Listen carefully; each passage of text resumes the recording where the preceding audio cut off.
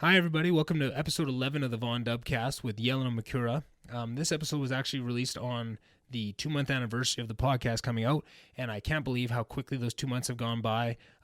It's been just a whirlwind for this podcast and learning so much about myself, so much of my guests, and my guests teaching me so much stuff. It's just been like a big data dump of learning over the last 2 months, not to mention work being probably crazier than it's been in the last 3 years. It just seems like every time we get over some crazy hurdle at work, something 3 times as crazy comes up and we're battling that. But again, using it as a time to get better. And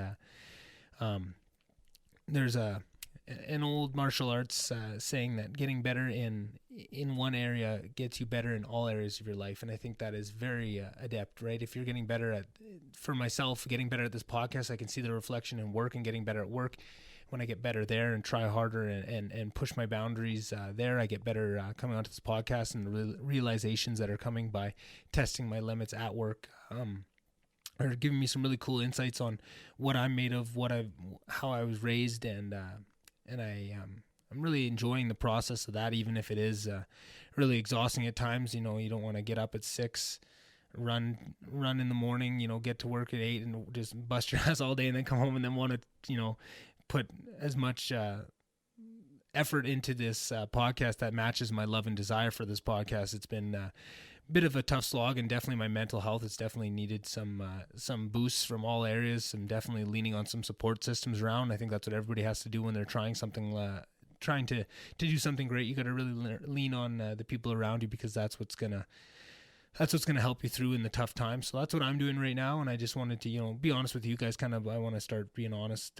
I'm always honest, but I'm always trying to be honest, I guess is the best way to put it. It's not easy to be honest. It's vulnerable. It's scary. And I try to be as honest as I can on this podcast. That's the biggest part of it. And I think that's what any successful podcast, the key ingredient is just honesty at the end of the day. But it's a hard thing, and I'm getting better at it. But I think, in these intros, it's hard to give the guest the full, your full attention and your full breadth of what you want to get out, but then you also sometimes it doesn't give you the opportunity to be honest about where you're coming from. So I think maybe in these intros I'll use that to kind of check in with you guys, and also say where I'm coming from and what I'm going through at that time, and I think that might turn into something cool. And then on the shorter podcast I might be able to get more of my own ideas shoehorned in here. And like I had mentioned, I do need to stop being a chicken and just record a solo podcast for, an hour. And that is coming down the pipe. I'm going to be working on that. I can't stay away from it forever. And I have a bunch of really cool ideas that I want to enact. It just is going to be a matter of seeing what I can prioritize to get done in just a matter of time over the next few months. I have some really cool things I want to bring to you guys, and see if we can get some listener participation involved along the way, and just see if I can grow this podcast and try and help people at the same time. That's really some of the goals I want to put in, is ways that I can take this podcast and everything it's doing for me personally and bring it out to more people, and try and expand that locus of control outside of myself, and trying to bring people into some more growth as well in my surrounding. And right now, most of these listeners, everyone listening right now probably knows me quite well. So you're the people I care about, and they're the people that I want. All these lessons that I'm learning, you're the people I want to learn them. I want the best people around me, and the best people.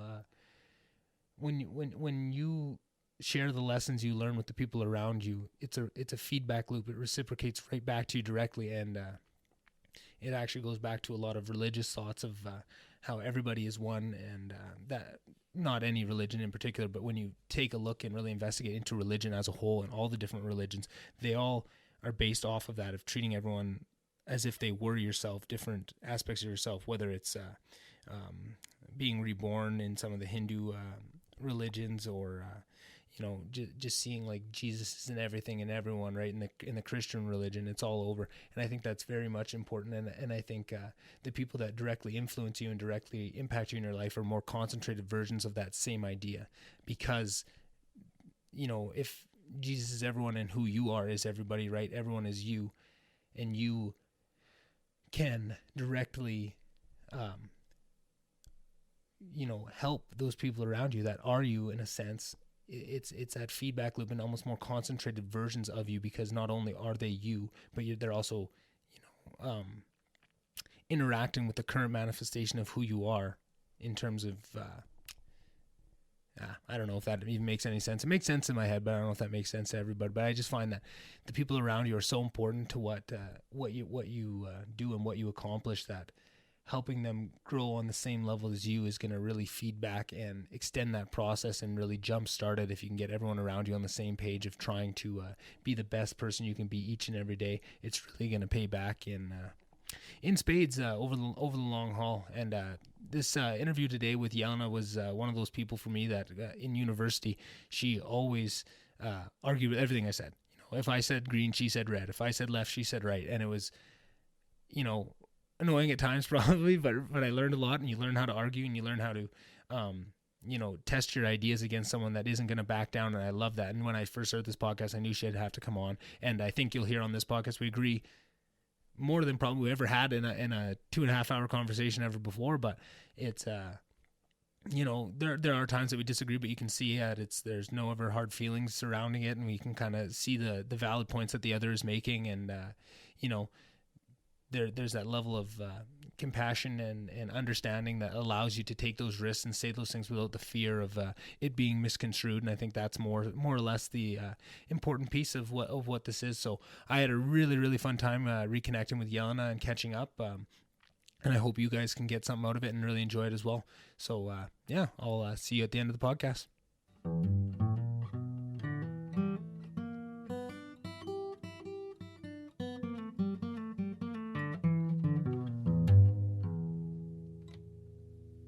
All right, welcome everybody to episode 16 of the VonDubCast. My guest today is Jelena Macura. We went to Lister together and met her there.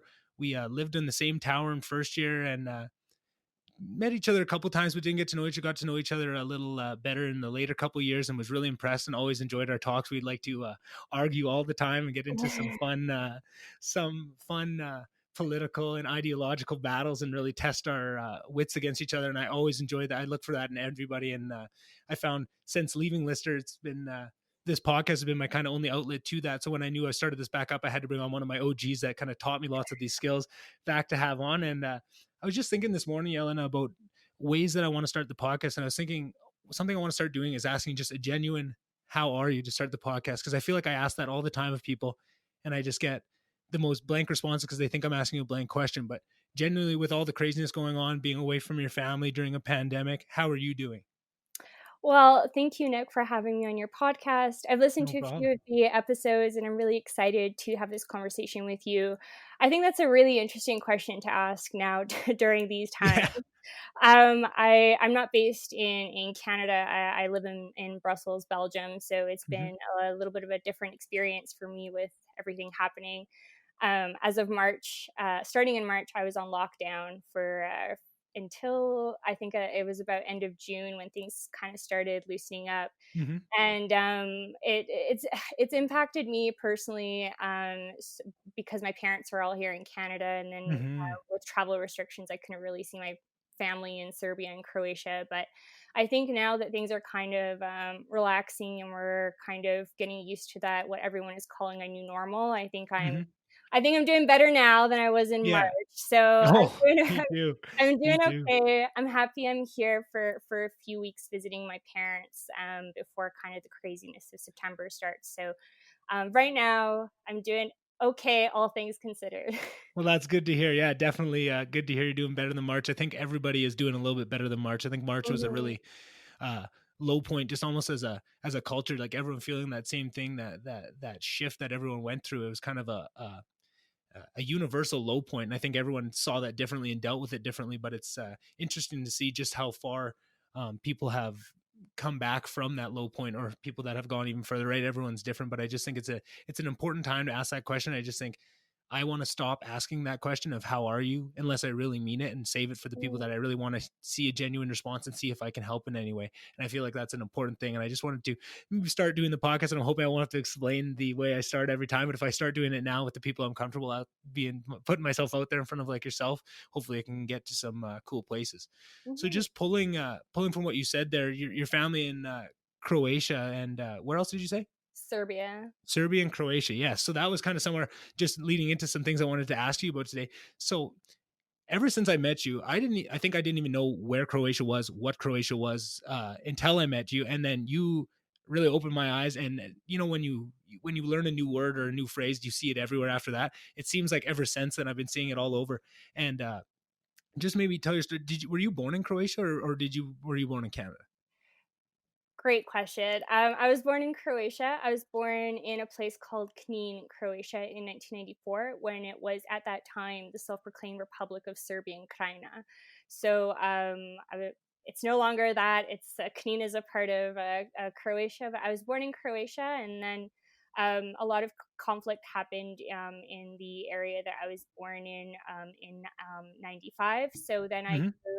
I spent kind of my early years up until I was 4 in Belgrade, Serbia. And then after that, we immigrated to Canada in 1998, I believe. And it was just a few months before the NATO bombings in '99 in Belgrade. So Wow. I've grown up basically in Alberta, but I have citizenship of all the countries, so Serbia and Croatia. And then I also have citizenship here in Canada. And I went there every summer. I know my roots, so I'm kind of even now when I kind of work with people from the Balkans, they can't really tell where I'm from. They all think I'm from Texas because of the way I speak. But no, I was born there, and I grew up here, and now I live in Belgium. And was that part of you? I have a little more information, and this might be a bit of a leading question, but did you always feel like you would end up back in Europe, at least if not permanently, at least temporarily, even when going to school in Canada and everything?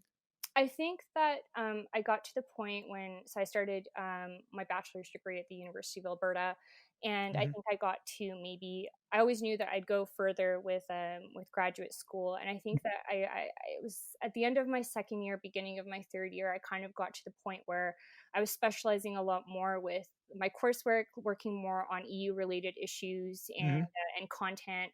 I was learning more about the EU decision making process and things that were happening in the US or Canada, so it was just kind of natural for me to kind of move more towards Europe Yeah. in terms of career wise and things like that.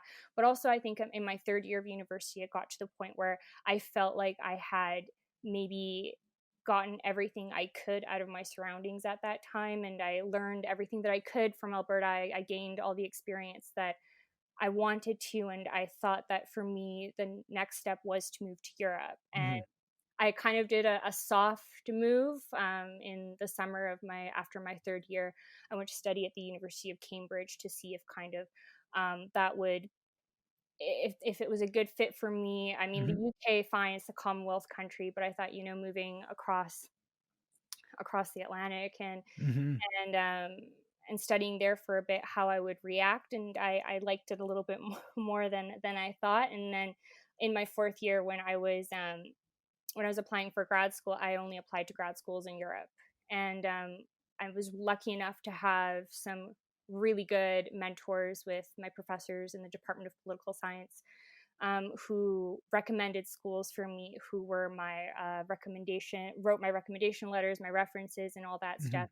And so with the research that I was kind of specializing in and what I took forward in grad school, it was just logical for me to move to Belgium. And Right.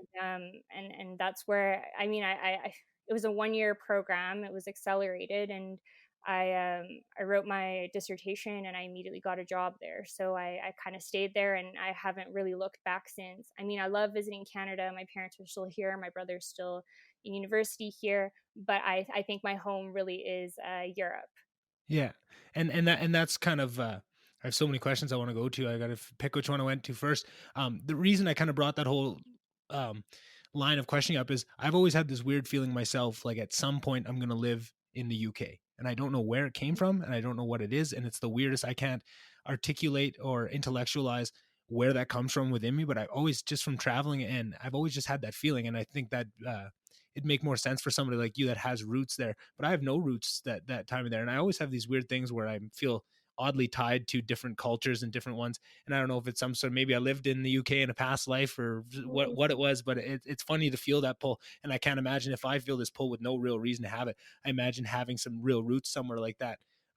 Just being me, I was born and raised in the same town till 3 years ago, pretty much. I've never had any other routes to pull me. So I just thought that was interesting. And then it was funny to hear you bring up making that realization in your third year that you'd kind of gotten everything out of Alberta that you could, and you want to move, because I was had some conversations with you in third year, and you were so sure of yourself. It seemed, for me, right? I can't tell you exactly what's going on in your head, but you seemed so sure about yourself, about you wanted to do this step, then this step, get this degree, and you were going to work for the UN. And I was just blown away. First off, second off, I was a little, not pissed off, but just a little, got my back up a little bit defensive, because it's like, holy shit, she knows what she's going to do. I have no idea what I'm doing. I'm just trying to have fun. I'm just trying to, drink my face off and learn what I can from university.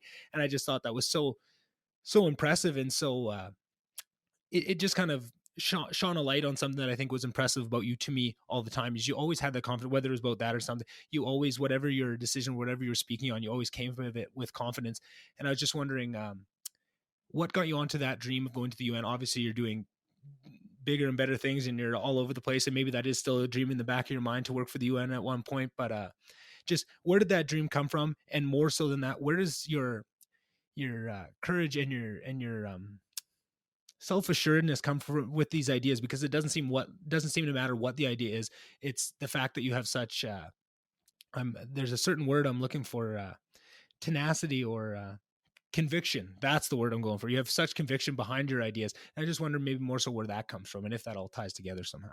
That's so nice of you to say it. It's really blowing smoke up my ass. But for for me, I think when I finished high school, I didn't really know what I wanted to do, to be honest. Hmm. When I was applying for Who universities, does? I you do, God help you. Yeah. But for me, the reason that I chose the courses that I did was I knew what I liked and I knew what I was good at. And Hmm. at that point in my life, I really liked social studies, social sciences. I really liked math quite a bit, so it Yeah. made sense for me to do political science and economics. And I Hmm. think that in high school, you touch kind of on the surface of a lot of things, whether it be like the UN, for example. You really just touch on the surface of what it is and kind of what are its functions, its Hmm. purpose, and things like that. I don't think that until I was, for me personally, until I went to university and Hmm. you're kind of exposed to a lot more critical thinking and a Hmm. lot more information, a lot more. I did a lot of IR studies, so a lot of different critical theories that What is IR? international relations. So Right. so Right. a lot of the theories that kind of aim to explain current events or try Hmm. to give an explanation to past events. And I think I was exposed to a lot more new ways of thinking, and it forced me a little bit to think a little bit more critically about institutions, whether they be state institutions or intergovernmental organizations or Hmm. things like that. And in my fourth year, I actually took a course called Model UN, which was accredited course, but it also came with a Field trip. yeah. We went to New York and we Oh, participated nice. in At the real UN. the National Model UN. Yeah. Yeah, so it was. Cool. I represented the People's Republic of China in the. Wow. It was a BRIC coalition immediately. Only the Russians were on my side. So I think that I mean, I was already kind of hesitant about pursuing anything further with the UN in my third year, kind of being exposed to new information, new ways Hmm. of thinking.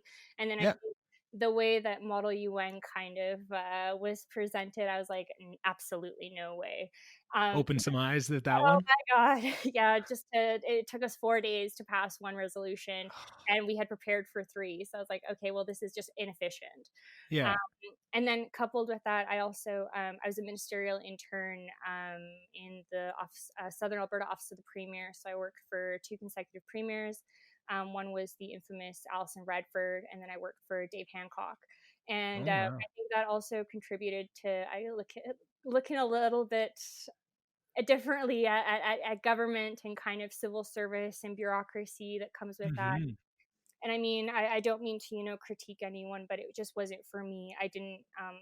I didn't think that the pace was suitable for me. I didn't think the content was something that I wanted to do. I wanted to have some sort of concrete and impact in what I did, and Mm-hmm. what I do now. I think that it better reflects who I am and kind of my interests and where I want to go moving further. With regards to kind of who I am as a person, I'm a child of immigrants. My Mm-hmm. parents came to Canada without knowing a lick of English. They had degrees from their home countries that weren't recognized here, so my parents had to fight for a lot of things that they Mm-hmm. had and for what they gave to my brother and I. So I picked up on a lot of my work ethic and kind of Mm-hmm. my the way that I think a lot from my parents as a child of immigrants here. Kind of, you always want to prove yourself. Yeah. Yeah. Of So, course. but I think I appreciate what you're saying. How you thought that I always knew kind of where I wanted to go, but I Mm-hmm. think at that stage of my life, I kind of had a rough draft, and I still have a rough draft. You never know Yeah. what will happen year to year, but I think that, and I mean, I we're young enough to kind of try everything and to kind Yeah. of find our place and find where we the surroundings that we want to be in, the job that we want to do, the people that we want to talk to, and we're constantly Mm-hmm. growing and evolving as people. So I think that, you can have all these plans, and I had them, but Yeah. I'm a lobbyist Exactly. now, so I mean, Yeah. I didn't plan on ending up here. And I mean, to your And point that you go say ahead.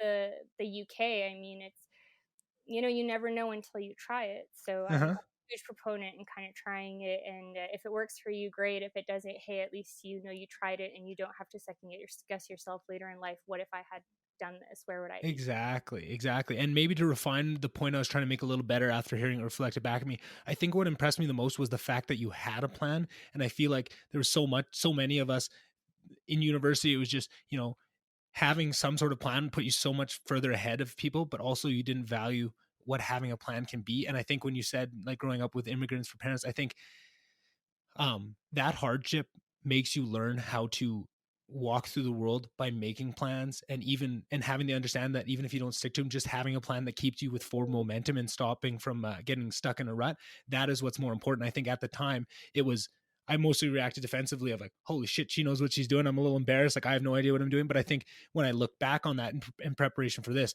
it was so impressive to see what I've learned in the last, you know probably 3-4 years, is that exact same thing that you seem to already have figured out at that time. That's what makes it so much more impressive with me. I feel like I have a big um um uh fascination with age and where people are and what people have accomplished by age. And I feel like that is a big hang up that I have, and I try and break out of all the time. Like, oh, what has he done by 26 when she's done that by 24? And I think I used to, probably at that time, and I still do this, and I lots of time I look at that in terms of how much money people have made, how much how famous they are, just the typical successes that is kind of the American dream that people point to. And it's funny, over the last couple of years, how my values have changed in that, and I still have that in me, of that weird compulsion to compare myself, really surrounded by age, with other people. But it's so funny how much that has changed, and now I value the people. It doesn't matter how old they're, but if they have a plan, they're sticking to it. If they're grinding, right, you could be selling apples on the side of the road, but if you do it really well, and just the pursuit of excellence and just trying and keeping forward momentum, is what I admire so much more. And I just find that when I can look back now with these skills I've learned and being able to spot it when other people have it, it's funny to go back through my life and see all the people that impressed me, but I didn't know why. You always impressed me, but I could never really put my finger on what it was. And I think it's funny to learn the tools. I find so much about growing in life is finding the words to articulate the feelings you've had for a long time. And it's just like, man, I don't know how to say this, but this is how I feel. And you can kind of use Mhm. whatever tools you have at that point to bring them out. And it's, just funny to see that. So maybe that's more of the point I was trying to make, and what I was so impressed about seeing that at that time, that, like you say, that plan changed, right? You're not working for the UN, you're a lobbyist now, but that's not what the point was. The point was that you had a plan, and that plan brought you the first part of that plan was to graduate from the UofA. Then, your post-secondary, you're going to do it in Europe. You didn't apply to any domestic post-secondary, right? So that plan brought you there. It opened your eyes to more of what your plan was turning out into, and you realize that, say, this isn't for me, change course. But the fact that you had a plan in place was what set you up to find your new plan. And I feel like people are always waiting and waiting to find the perfect plan that's going to make them perfectly happy. And they never get there because you don't just pick a plan to start getting steps forward, right? So then you never get further enough down the road to see what kind of road you want to take, right? You're not even getting to the forks you need to because you're not even taking any steps forward because you're worried. And I think that was so impressive. And I wonder, maybe now that I've articulated a little more fully, do you think, does that ring any bells, or something that you think you learned from your parents? Because I feel like I've noticed that trait in lots of uh, children of immigrants. I'm not sure if you listen to the David Akinnon podcast I did, but he's from Venezuela, and his parents had to flee very similar at a young age. They had a very big business built up, and they had to go there. But just the hardships that created, and watching that as a child, watching his parents that are doing all these things for their kids, right? And probably very similar for you, right? You can see your parents putting that work in and doing that for you, and then you get to learn those lessons by osmosis, or whatever you want to call it, nature versus nurture. Those lessons become innate in you by watching it, and then it sets you off on a whole different path, right? And that's something that I know check your privilege is a little bit of a spicy term at the moment, but I think when used appropriately, it is passionate, it is powerful. And to look at that and notice the beautiful skills that our parents provided us for. My parents weren't immigrants, but there's so many huge lessons that I'm starting to see now that I learned from them that I use every day in my life. And just having that thankfulness of that. And I'm sure I've heard you talk about your family and your brother and how much you love them. And I know you have that same adoration for them. But I think I asked you like 3 questions, then kept talking, didn't let you answer any of them. But if you feel like there's any questions there you'd like to answer, just go for it. I'll touch on a few things maybe. I think that uh, with regards to your points on planning, you can't really plan anything. Mm-hmm. Nothing is really certain, but you always kind of have to have some sort of maybe rough draft direction of Mm-hmm. where you want to go or where you see yourself. I think that we as humans are we're constantly evolving personally, and we're constantly on different journeys. And someone's pathway to somewhere where I am may not necessarily be the same as mine. So Mm-hmm. it's always good to be kind of cognizant of that, and to not be too hard on yourself. We're Yes. all just kind of human beings. Oh. I mean, if you fail once, I mean, it's no big deal just to kind of continue on. Um, Mm-hmm. with my parents, I'm lucky enough to have really supportive parents, and especially my mom in everything that I wanted to do, whether it be like I was in performing arts in high school, I was in band, I was in piano, and all this stuff. And I wouldn't be able to kind of move forward with all this stuff, and even university, and kind of be moving to a different continent without the support of my parents, and kind of them, supporting everything Yeah. I do at the end of the day, for lack of a better word. Mm-hmm. So I'm very lucky in that, and I'm also very lucky to have picked up a lot of their habits and kind of their mentality as well. And I see my brother. My brother's 21. I'm 26, so I see him kind of now, coming to some realizations of how much our parents sacrificed for us, and kind of you do want to give back in Yeah. the back of your head. And I think that I've kind of, I don't know, in investment terms, I've given back what they've invested. Yeah. Yeah. With Yeah. it. High ROI. Yeah, definitely high return on investment. Yeah. So I'm I don't really know what else to say other than Yeah.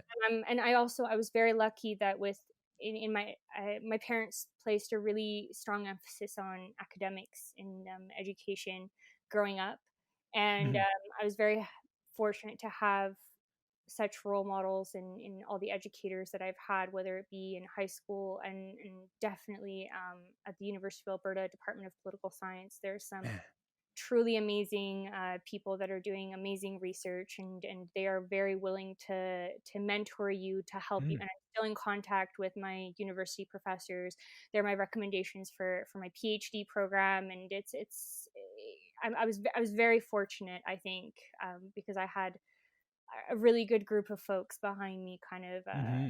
The entire way. yeah, not questioning anything I wanted to do, Yeah. but just giving kind of guidance and mentorship. And that's really it's not just important obviously in academia, it's important in life, and in your Mm-hmm. career as well. I'm fortunate to have a lot of mentors at work too that want to see me succeed and grow. So I think it's a combination. Yeah, I hope no, I for answered sure. some of your questions there. You not only answered my I did on questions, the but pen and you paper. yeah, that's exactly. I'm trying to write down all the important pieces you covered there that I want to touch on, because you just set me up for so many different paths I want to take on it. You nailed so many nails right on the head there. I really liked your point about the kind of the ROI in terms of it's something that everybody goes through at some point in their life, whether it's 21 like your brother, or I think it started happening probably actually around 21 for myself too. But everybody's different. This happens at 40 for some people, but you start to wake up to the things that your parents did for you and all those times, and the things that pissed you off and made you angry. And you start to realize everything You've they did gotten for you and past what it, the teenage angst. You've gotten past that. exactly. Yeah. And you start to realize all this, and then it's okay. And I think a big part of this for me, and I don't know if this is just my piece of the journey, but a big part of it was I went so much of my life without really loving myself. And I've just recently started that journey of trying to care about myself and love. I always, which is funny to say because I always had a super grandiose ego of who I was. I always thought I was special and I'm going to be something someday. And I always had that. But then I had some real body issues, and that kind of tempered that. So I always was kind of going through this weird phase of I'm amazing and I'm terrible and I don't deserve anything. And it was this roller coaster of that the entire way. But a big piece that was realizing, first starting to love myself, because I feel like that's everything they always say, you can never love somebody else until you can love yourself. But I believe that extends much past love. I think you can't do that with anything. You can't forgive yourself until or you can't forgive somebody else until you forgive yourself. And that goes into so many other things, and it's kind of a whole different point in itself. But with that return on investment, I found one of my biggest drives as of late is with this podcast and with my actual job on top of that is I want to show the amazing job that my parents did by comporting myself in such a way that people see, wow, they did an amazing job. And I feel like that's, which is a big drive, right? Where it's not a plan or anything, but it's just another form of fuel you can put into yourself, right? And I think you need to be always through life finding these areas where you are finding new fuels and new ways of looking at worldviews and twisting things around to motivate yourself. And I feel like that's been a huge one for myself. And I feel like that's a natural progression that lots of people can associate with this, because I feel like that is a natural progression, right? That teenage angst blinds you away from all of this, and you think these parents are idiots, I know everything. And then as you transition out of that, you start to see that, and if you can see it in the right light, everybody can take that, because it's almost a shared experience. I mean, that everyone's different, biodiversity is so different that it's not a 100% shared experience, but for the most part, there's probably a lot of people that can do that. And trying to keep that, I think that's a very healthy mindset, and a healthy fuel, because I think there's, some people get their fuel from anger, and some people, I just think that's one of the most beautiful and centered places that you can bring motivation for, because as much as you try not to, your motivation can fuel where you're going, right? How you're motivated can affect how you go through life, right? You could be on the same path with the same plan, but if you're motivated by anger or by love, it'll direct how you go about it and how the relationship you touch along the way are impacted. And I just thought that was funny to hear you put it in terms of an ROI, because I think of that too, of just, man, all this investment they put in, they put into me to make me who I am, right? Like I don't remember this, but hearing my mom say, "Oh yeah, don't you remember having flashcards at like 2 or 3 years old? My whole walls were all flashcards." And they would teach me every night and go through reading. And I always wonder why I'm such a good reader to this day, right? It's one of my things I can say I'm proud of. I'm an incredible reader. I'm really fast. And that was always something I kind of hang my hat on when I was younger. And I completely forgot about all that work they put in. I just thought, I'm special. I put all this work in, and then no, my parents busted their ass every night reading with me from, the time I was like, could talk to the time I was into school, and they took over that learning. It's just amazing that you almost need to be reminded of all that, of however much things that you think you did, most of who you are comes from what your parents did, right? And that's for better or for worse, right? That can be the good things or the bad things, but the game is to recognize those, the good and the bad, and find them within yourself, so you know where these motivations come from, and you know how your own brain ticks. And then once you understand that, you can forgive yourself, or you can forgive them, which then allows you to take it outside yourself to the other people, right? Because if you haven't done that work to understand where all these motivations and all these emotions and ticks come from, which a lot of them come from your parents or whatever else it is, you're just unable to move forward, because you're stuck in a rut that is your own doing. You're stuck in the rut that is your own mind, because you're trapped by it if you don't understand it, right? And I think it's a scary journey to take on, to try and understand your own mind, try and dive in and do that work. But I think the payoffs is just insurmountable. It's almost uncomparable to any other thing, that in terms of pure maximization of human potential, I think that alone, the realization of wanting to learn about yourself and why you do these things, and disconnecting the thinker from who you really are inside, I think is just it's a very Eastern philosophy kind of Buddhism thought, but it's really been connecting with me lately. I don't know if you see the same thing, and I know I didn't even ask a question there, so maybe I'll bring it back to a question of No, or do I you? can Yes, comment on yeah, that. go for it. Yeah, no, I completely agree that I think that I really think that the journey of, self exploration and kind of self acceptance, it's the journey is quite dynamic, Hmm. and it's continuous. And I think that as much as now we kind of come to some conclusions, we may not have come to all the conclusions until kind of later in Hmm. life. But the point is we're growing, Hmm. we're on it. It's a journey. It's a life journey. It's not kind of a life stop. Yes. So I agree with what you're saying, and I think like you'll come to a lot more of these realizations later on. And I think that Hmm. the earlier we kind of come to it, the better. But of course, everyone has their own pace. So Yeah. completely agree. I mean, I've had those. I've had issues too about kind of self acceptance, but and things Hmm. like that. But I think that with some of the steps that I've personally taken, I'm a lot more comfortable with myself at 26 than I was at 16, 21, even Oh, 25. yeah. So you're constantly learning things, and you're constantly things Hmm. are kind of clicking, and again, it's a constant Yeah. dynamic. It's meant to be dynamic because if it was kind of static, then life would be a little bit boring. Exactly. And I think that you allowed me to expand on you gave me more information that helped me expand on my own point. I think you're right. It is a long journey and it's always going. And I think this is going to bring back to the other point I wanted to go about the mentors that you were saying that you had all along. I think it starts with your parents and that's your first learning and that is kind of your base. But if you can find it within yourself to do the work to figure out what pieces of those are within you, because that's your very base, right? All the other mentors and the new ones that come on, you don't know how to learn until you've broken down how you learned at the very beginning, right? When you can break down how the relationship with your parents and your first earliest teachers and whatever mentors, it doesn't have to be your parents, whoever is shaping you from that young age, if you can find how that has shaped you and elaborate on those. Now when you have newer mentors, right? Say it was um one of your professors in university, right? And they Mm, are teaching you a lot, and there's a lot you can take in from them. The amount that you can take in everything they're trying to say on all the different levels that there is, right? All the different levels of communication.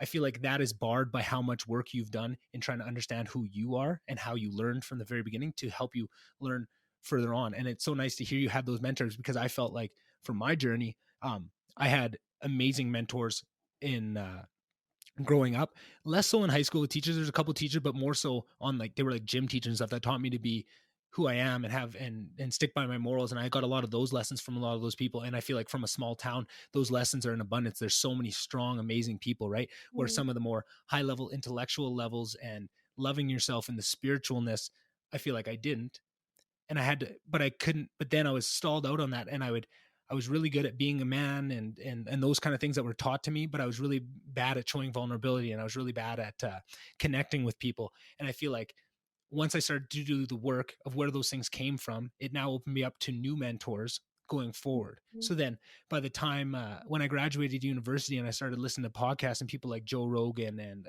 Lex Friedman and the Weinstein brother, it allowed me to let them mentor me. And it was so beautiful to see that there are people out there that, I felt a lot of the time alone, people didn't understand. And then there's billions of people out there. And the more connected we're becoming, you can find you're not stuck to those people within your immediate circle that can help mentor you. You can expand your field of view if you're willing to look for it and willing to search to people, almost the perfect mentor for you that has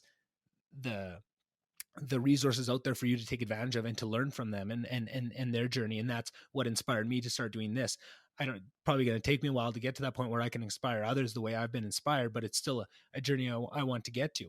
And kind of where, like I say, I knew I was going to tie this back into the mentors, and hearing that is that's very beautiful to me to hear that you had good teachers, and beautiful me to hear that you had good profs once you got to university, because I felt um, like when I went to school in high school, it was less so the teachers, more so the community, right? Those were my mentors, and school was kind of trying to put me in a box and wouldn't let me ask questions. It was very much not a good match for how I learned and how I go out. And then I mm, found university was the same thing. It seemed like it was a lot of telling you what to do, don't ask questions, do this. And I feel like it's so funny to hear from another.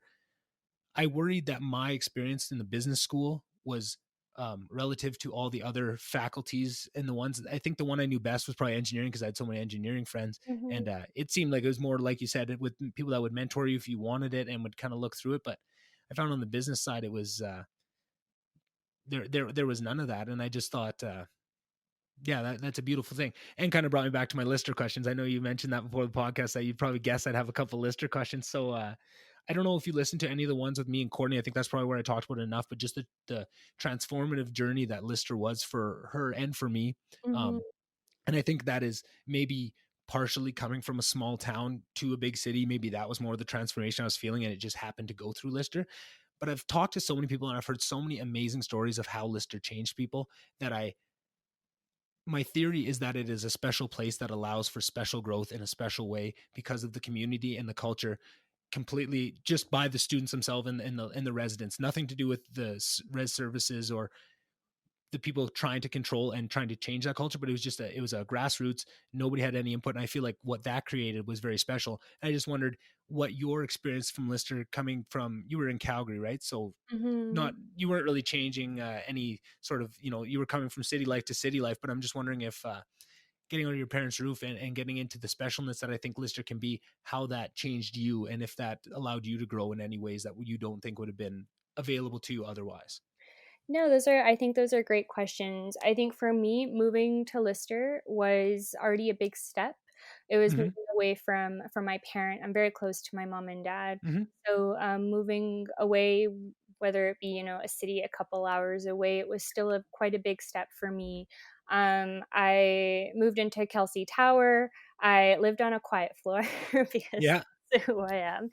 And it was nice. I mean, I know you discussed, res services and things like that, but I think there were definitely some positive Mm-hmm. experiences, but I think there were also some challenging experiences as well. And I think I've learned from both of them, and they've shaped who I am right currently as a person.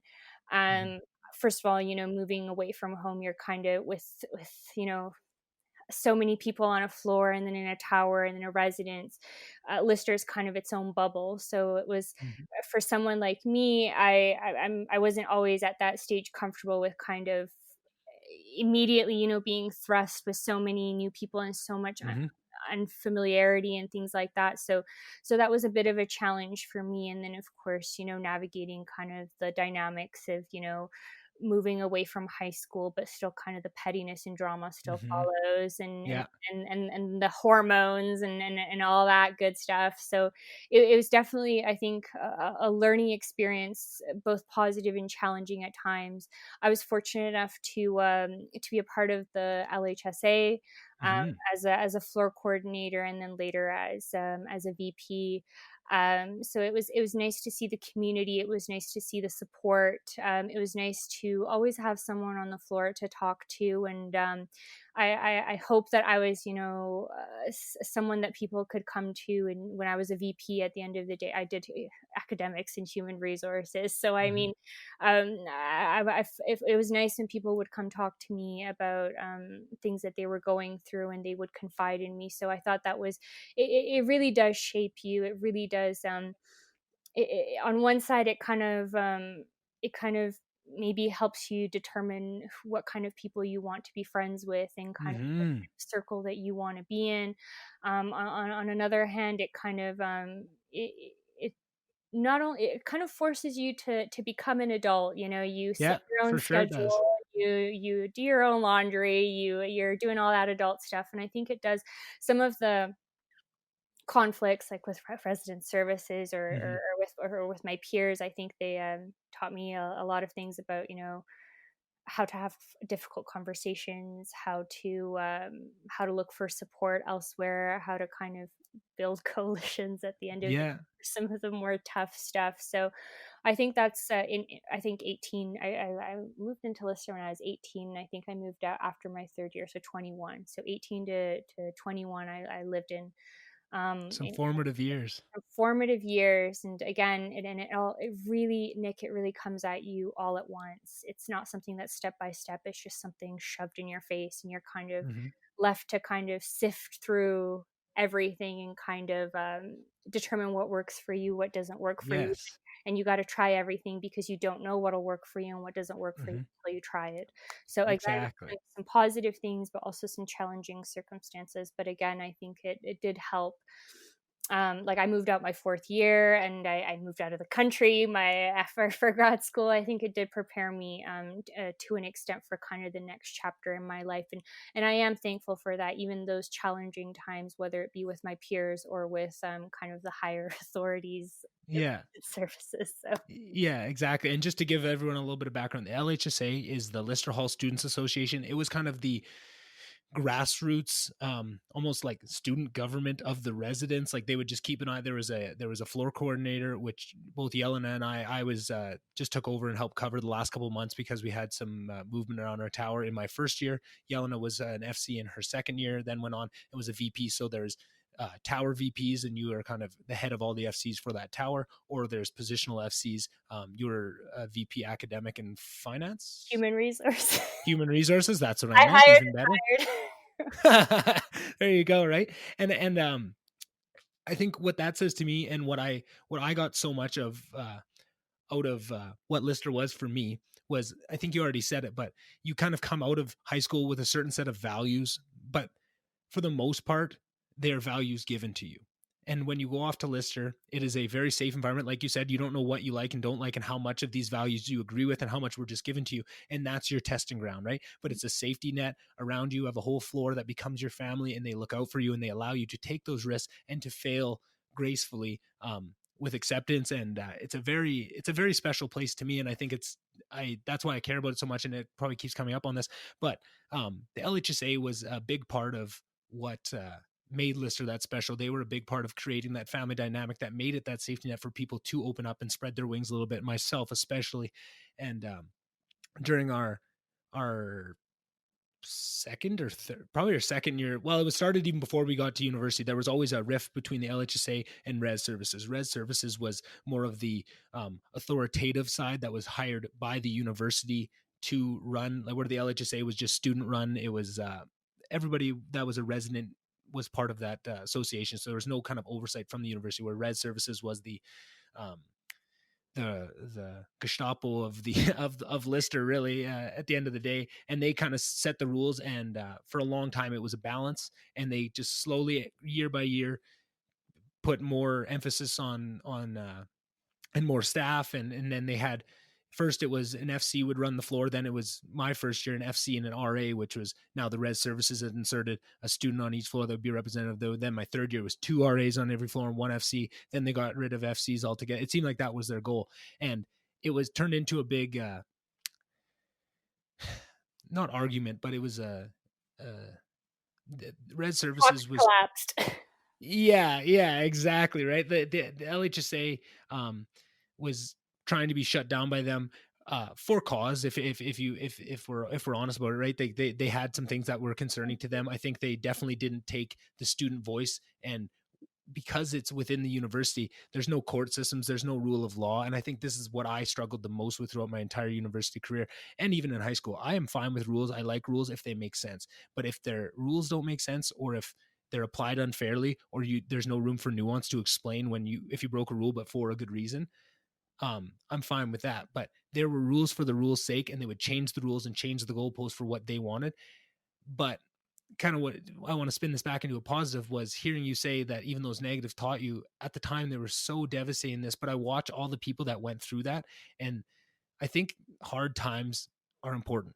And I think those things probably prepared most of the people that were in the LHSA and going through this it was almost like a kangaroo court battle, right? Like it was going to dates and trying to do hearings and all this to try and save this organization that everybody cared about so much. And it was a really emotional and powerful time, and there was a lot of feelings going around there. And it was very unfortunate because there was nothing you could do, really. I think when I look back on it, I think it was the LHSA was getting shut down, whatever you did or didn't do. But it was so nice um, for me to watch. And like I said, I had kind of got onto the dodgeball side after that. In my second year, I went away. my whole route, I was going to go LHSA. I was going to do the same route you did, FC, VP, you know, wherever I went from there. I don't know if I would have run for LHSA president, but that was the route I was going on to until I got sat down at a table at the bar with Bill Pickering and Brennan Murphy, and they sat me down and said, no, you're going to run this dodgeball league. This is what's in your future, and really changed my mind. But I think it's so important to watch people go through hard times like that. And I think everyone I've seen that was in major positions throughout that, like yourself, like T, like Sam, all these people, I feel like they came out of it with so much more. And it's just a direct relation to you get in what you get out what you put in, right? You can go to listen, you can just have fun. You don't have to run for any of these positions. You can just enjoy the good time, but you come out of it with a lot of the benefits, but not all of the benefits, right? If you put in a little extra and you want to be an FC and you want to learn those roles and have people come up to you and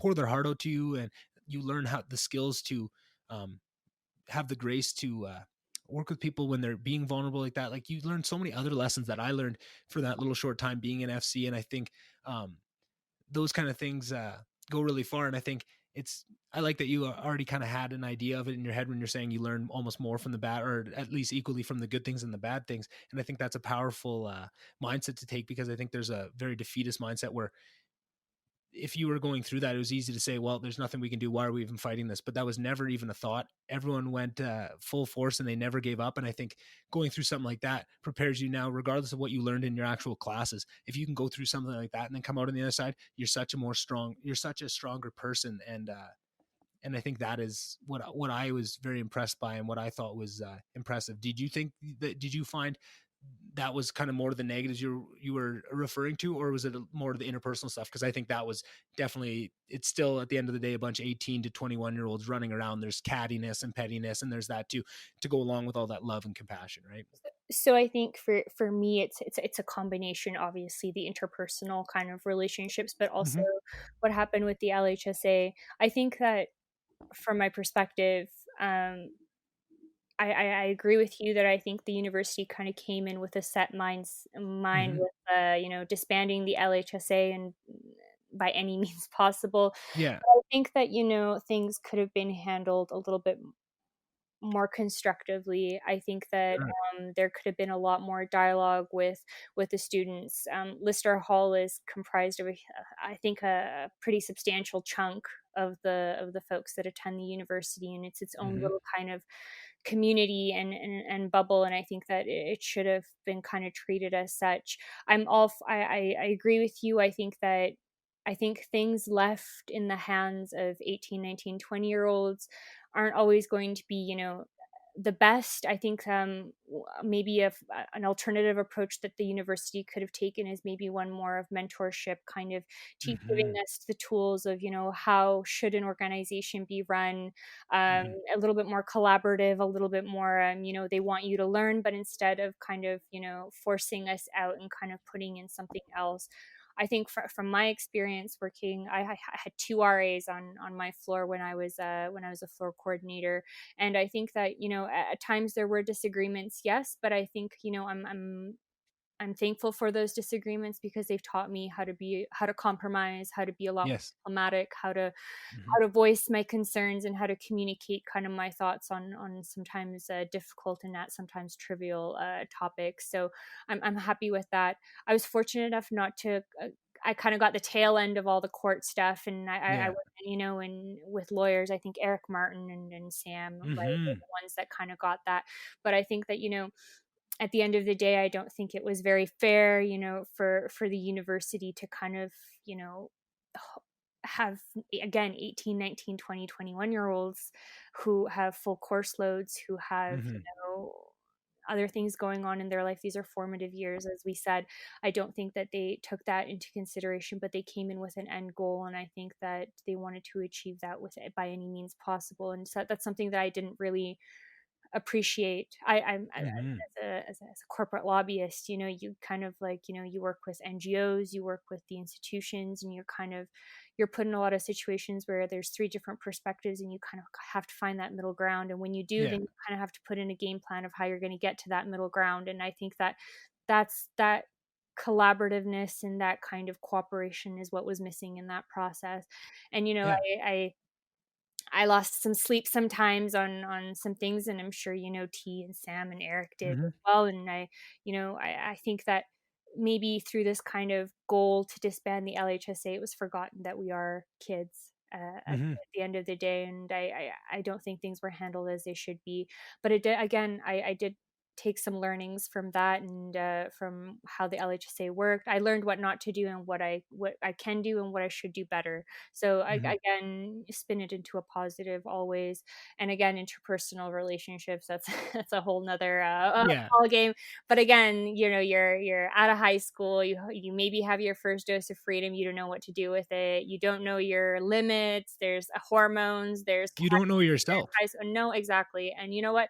Me at 18 is not me at 20, 26, 26. So I'm adding Me years at now, but Yeah, me at 18 wasn't me at 19, wasn't me at every year. I look back on the absolutely. year before and I go, who is that idiot and why did anybody even give him the time of day? But Because of that course, kid is you're dumb. you're taking the learnings from that, and you're moving forward from it, and you should never be ashamed of what you've done, or what's Exactly. happened to you, or what's come into Hmm. your life. So, again, it was a learning experience, and I'm very happy to have spent 3 great years in Lister. I've met my best girlfriend I met in university. We went on a 6.5 week trip to Europe. Yeah. That's how, I'm very thankful for that. I wouldn't have that if I didn't, Hmm. go to Lister. And again, it's a nice alumni network, and people it's nice, a nice Yeah. community. It's a nice Half little. half my half my podcast guests are alumni from Lister that I met there. Of course, yes, it's a nice little subcategory, like at the University of Alberta, which again I think has about like 40,000 kids. So it's Hmm. 1,800. I mean, that's a little small section, a little small community, and it's Yeah. nice. And it's funny in what you just said, you kind of said the biggest learning out of it that I took already, but in kind of a funny way. When you said when you were the FC, you had 2 RAs on your floor and there was disagreements, but you guys got through them and it taught you how to have effective discourse. But I found that was my biggest pain point. So in my second year, when I was an LDL exec running the dodgeball league, the big meetings once a week were joint. So the LHSA, I don't know if they still were when you were a VP, but in second year they were. So I was in all those meetings with Eric, with all the VPs, when they were going through all that court stuff. And there was some tearful, I'm going to be honest, right? I cried like a baby in those meetings, right? Because I was invested in it still. I was on the dodgeball side, but I cared about the LHSA and I cared about what it was. And to be honest, I was, because of how much Lister changed me, I felt like I owed it a lot, very much like Mm, what my parents did to me. But it was at that point you can immediately notice the impact, and you go home for someone, you see how much you've changed, and you go back and you want to, do more. You got to see, and you go through 1 year of Lister and you see how it changes yourself. You go home for the summer and you come in, and your first job as a second year, once you have all that learning of your first year and what Lister can do for you, is to take all these first years and try and make their experience the same as yours or better. mm, And that's what's so special about it, right? And that's what, by trying to cut down the returners of the next years and trying to just make it a pure first year residence, that's what sucks all the magic out of it, yeah. right? But sorry to go back to the point I was trying to make at the start, because I got onto a tangent of a new point that I found mid sentence. But there was no discourse, right? That they were not teaching us how to have an effective argument. It was not teaching us, right? Like, to be honest, I don't have a huge issue with the where they landed, because I think if they did their job well and we did our job well and we argued both sides like it should have been, it wasn't cut and dry that the LHSA would have been able to carry on. There's a lot of historical evidence of things that went Mhm. wrong, but like you're saying, it's 18-year-old kids. Help them, show them how to do better. Don't just cut it out and try and insert yours. Don't lose all the magic that this created just because it's cheaper, and you can make more money by just making it categorized, and nobody causes trouble, nobody has fun, but they make more money, and there's no incidents, there's no liability. And I just thought that was a terrible message to send to the future generation. Is essentially what you're doing, is these people that are trying to do what's right, trying to fight, trying to find any sort of reasonability or nuance to the situation to get our voices heard. And it was shut down at each level. And it was just one of the worst messages I thought you could send, and just really soured me to the University of Alberta a little bit myself, along with a bunch of other stuff I saw in the actual schooling, which was, I have to keep in mind just my experience with the university. And I've heard lots of people had really good experiences with the different course loads they went through. Mhm. And mine was very segmented of what I thought of, some classes versus other classes, right? A lot goes into the prof, but I just thought the infantilization that I saw from the University of Alberta itself towards its students was just not conducive with what a university should be in my head. Mhm. Universities are at the end of the day, trying to take whatever specific knowledge you require from your degree of what it's going to say on that wall and make sure you have that. But more importantly than that, they're supposed to be teaching you all the soft skills and how to be a human, how to have disagreements. Mhm. But it seemed like it all got whitewashed to there was one argument that was acceptable from the entire time, from the time I entered university and left the university. There was one argument that was acceptable. And if you deviated from that, you were labeled and that was you. And what scares me now, it seems like that's what the entire world has become. It's almost what I was seeing in university. It seems like that's what all these arguments are turning into is there's one acceptable argument you can have. And even if you agree with the point of it, even if you want to disagree with the methods for achieving that argument, even that is not allowed and you can't do anything. But I think the point is for everybody to have a common goal, right? Whatever you want to label it as, whatever you want to move forward, whatever progress you want to make. But the best way to go about that is to get as many bright minds to think of all the different ways you could bring it to and find the best pieces of each. But when you don't allow that and you just make, this is the rule, this is what we're going to, or in the LHSA case of just, no, you guys can't argue. This is going to happen whether you like it or not. Whatever arguments you come up with, doesn't matter. We make the rules here. I think that's just a dangerous, dangerous ideology. And I feel like it's spreading and more people are getting to that. And that's another reason I started this podcast, was just to show that people can come on and have disagreements. I mean, we've been pretty agreeable on this, but that's kind of what I was alluding to at the start, was you were one of the first people to teach me that we disagree on some real poignant subjects that we both cared a lot about, but we would never, have any anger towards each other, and we can get to it. And a lot of No, the time you would change my mind or I would, and there's nothing wrong with that. And frankly, that's progress. That's what it has to be. And I feel like if we take that away, we're heading towards some dangerous waters in my head.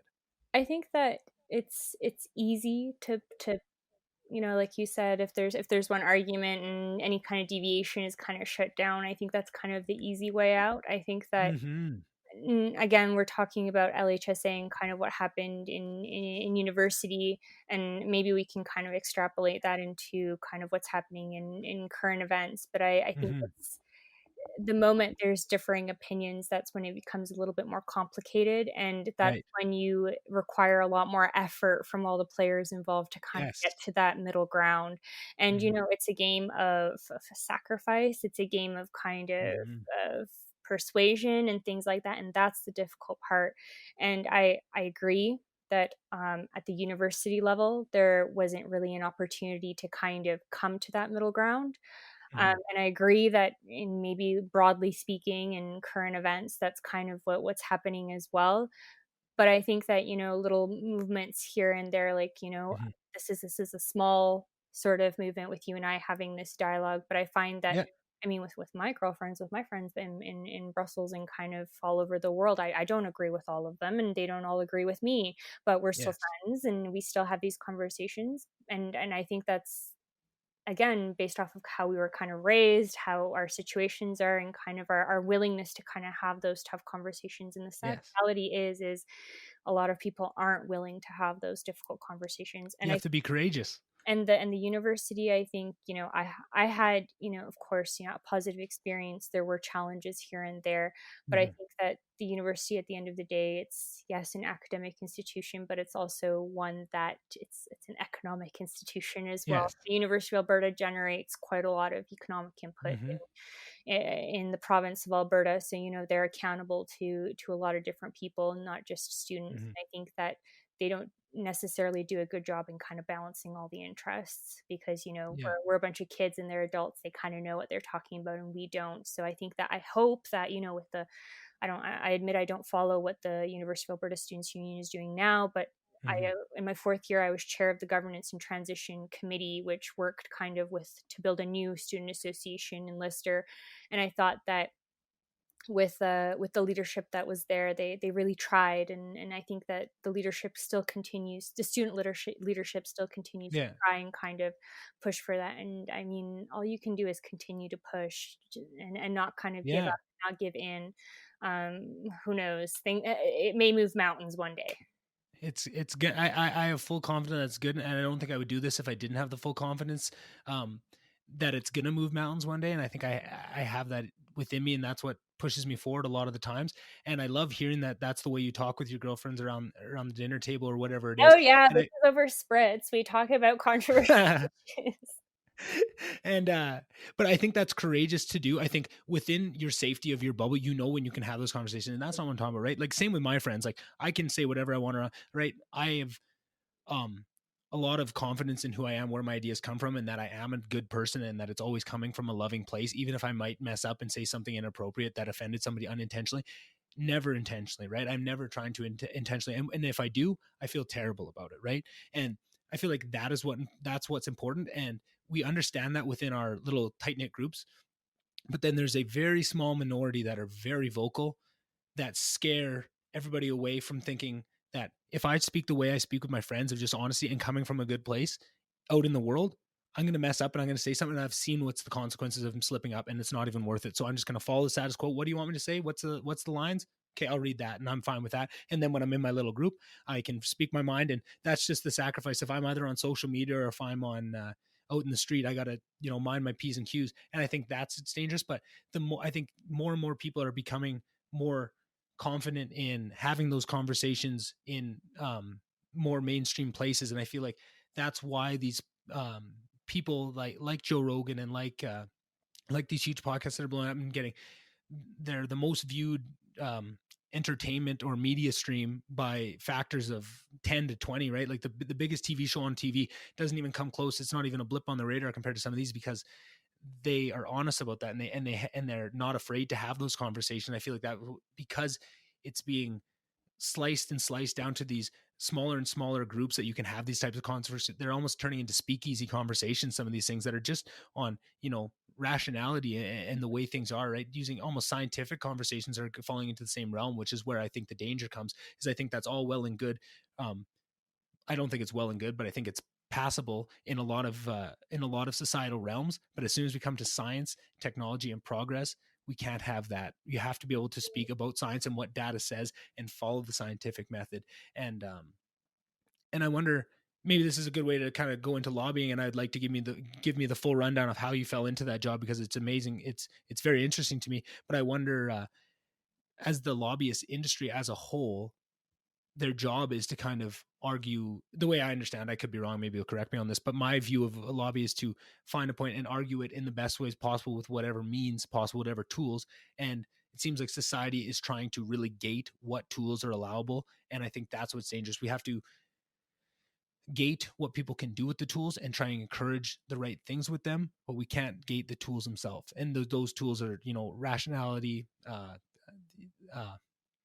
open conversation, dialogue, being able to test your ideas against other people. So maybe if you could just give me the walk into how you got into lobbying, where you found yourself in there, and then maybe once you're in, discuss some of that of how you see that in the Yeah, lobbying industry as a whole. sure. So I moved to Brussels to do grad school, and I handed in my dissertation. It was August of 2017, I believe. And a few days after, I was actually in Ibiza with Shay. I got the Oh, nice. I got the email that I got a job at ExxonMobil in their government relations team. Wow. So, growing up in what is widely known as the Texas of Canada and Alberta, I kind of tried to Hmm. stay away from oil and gas, but oil and gas found me in Yeah. Belgium, of all places. So for a year, I worked with ExxonMobil as an EU affairs analyst. I worked mostly on upstream and downstream issues. So I worked on everything from offshore, like rig safety and things like that, to advanced biofuels blending, things like that. Hmm. And so I worked there for a year, and I decided to, after that, I really liked the stuff that I was doing. As an analyst, you were contributing to position papers, to internal memos. I wrote a global dashboard that was distributed to the entire ExxonMobil network globally. Wow. I wrote things for the CEO. I met Darren Woods. It was very interesting stuff. But the majority of the work I did was internal ExxonMobil. Right. So for a year after that, I became an external consultant. I worked at a boutique consultancy where I did a lot more of the advocacy. Boutique. So I worked for ExxonMobil. I worked for the Norwegians in Equinor. I worked for the Italians in Eni, And then I also worked more with other trade associations like the International Association of Oil and Gas Producers, Gas Naturally, things like that. Again, I worked on topics like um, decarbonization by mid-century, which is something that the EU is pushing. Mhm. I worked on sustainable finance. I worked on things like that, and really my job was it ranged quite a bit. I either was meeting members of the European Parliament to table amendments to certain resolutions or certain directives, or I was in meetings with the European Commission right before directives or regulations were produced or even strategies. And then I decided, consulting life was not for me, and now I work, and I'm very happily working at CEFIC, the European Chemical Industry Council. I work for the largest trade association in Europe, representing the entire European petro and chemical industry. We have about 29,000 members. They range from the multinationals like ExxonMobil, Dow, BASF, those folks, to SMEs, to national associations present in all EU member states, as well as the rest of Europe. We have membership from Russia, from Serbia, things like that. So my job, I work in advocacy, public affairs, and it's a nicer way Mhm. of saying lobbyist. um, and my job is very, very dynamic. I really enjoy what I do. I have a very interesting portfolio. So I work for, so the way that Suffolk is kind of organized, there's a vertical and horizontal structure. So on the vertical side, I work for specialty chemicals, which are specific sector groups, so little groupings of companies or members that produce the same substance or produce the same Mhm. product, or at least share certain things. For example, I work for a sector group called food contact additives. So in that sector group, you have really any company that produces food contact additives, whether it be BASF, Dow, things like that. And I also work on an illegal imports campaign of illegal HFCs with that sector group as well. So it's very interesting. So I work on the vertical side, which is substance specific advocacy. And then on a horizontal side, I'm very proud of what I do. I'm the head of sustainable finance policy at Suffolk. I run the Sustainable Finance Task Force, which is comprised of over 80 members, ranging from, again, multinationals, SMEs, and national associations. I am the lead for any sort of sustainable finance topic in the EU, and in Suffolk, that's happening in the EU. And so, again, I'll maybe kind of walk you through kind of things I've done with. Yeah, that was a lot of words, and I think I understood I know, a couple of them. I'm sorry. I don't mean to kind of use buzzwords, but this is just kind of how I talk. Hey, yeah, no, that you got to explain it. Hey, that's my job to ask the questions to figure it out on myself. So, yeah, no, that's super interesting, and just it's funny to not funny, but just I like that you said oil and gas found you, and you seemed so I was so so destined for the UN that so when hesitant, and now yeah, where I am. yeah, and you're loving it, and that's what matters at the end of the day. So I guess when I think of lobbyists, my mind goes to like the pharmaceutical industry, and kind of I've already made my feelings clear on on some of those things. But I feel like it's funny to discuss this with something so close to my heart and my industry, right? That the oil and gas industry is somewhere where it matters a lot to me, and it's something that I have a lot of cognitive dissonance, I guess, with in working in the oil and gas industry with fuel, with fracking, with the knowledge that I learned in school, telling me a lot of insight about how the things work and the environmental controls behind them, and then working in the field with the people on the ground telling me how different it is from the states and all the different safety requirements that are put in, just using fracking as an example, between like the Oklahoma fracking kind of area, and then up and around Grand Prairie, and how much different it is, and all these safety protocols. And I have such a distrust of authority that I automatically don't believe it, and I have my own thoughts on it, and I know there's pieces of information, but it behooves me to think one way, which I always try to keep track of because I don't want to be tricking myself. I find that over the years I've found so many ways where I'm just lying to myself very clearly, and until I realize it. And I feel like this is one of the ones where I'm always worried that I'm not giving it the full um intellectual power that I have on purpose because I don't want to find the answers that I'm getting to, which is kind of part of this of why I want to find people like yourself. And like I've already reached out to a few people from the UofA and the UFC to talk about the impact of the environmental impact of the oil and gas industry within Alberta, because it is something where I financially benefit from the oil field continuing, and to watch um, the money flow in from other places where it's very clear to me that the benefits that are being created by lobbying against the oil and gas industry in Canada are not purely environmental. There's so many economic benefits to the Canadian oil field being hamstrung um, all around the world, right? There's look at OPEC. They would love for another major player with lots of resources to be hamstrung as much as possible. America, who's on their upswing and is our biggest trade partner, and we import how much oil from America, right? So I feel like I'm always constantly pulled in all these directions that I maybe want to see if you mirror any of that. Do you feel like you get pulled in any different directions in coming into this lobbying job, and also how much of your environmental stance changed as you progress into it, or did it not change at all? I guess I shouldn't assume. So it's just a very heavy topic. I think Yeah, that of course. for uh, so maybe I'll compare kind of Alberta and kind of the EU. So Yeah, for sure.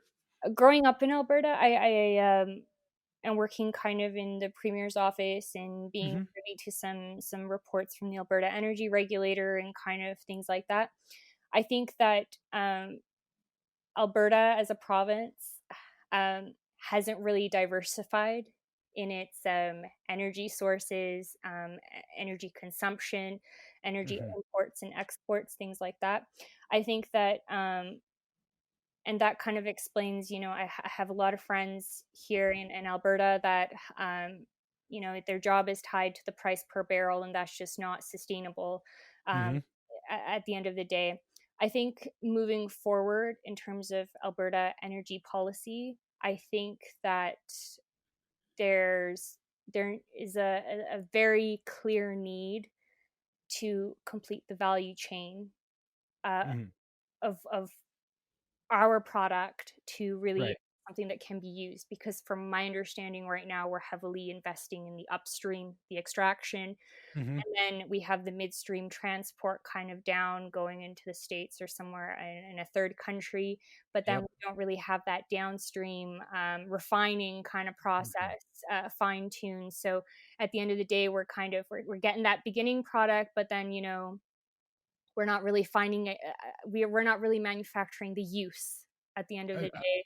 And I think that that's something that needs to move forward. I also Mm-hmm. think that, and this is just speaking oil and gas, but now we're kind of moving into other things like carbon capture, other technologies Mm-hmm. like that, or even renewable energy technologies like wind energy, solar energy, things like that. Mm-hmm. All those things require components that are provided by the petro or petrochemical Right. industries and things like that. Mm-hmm.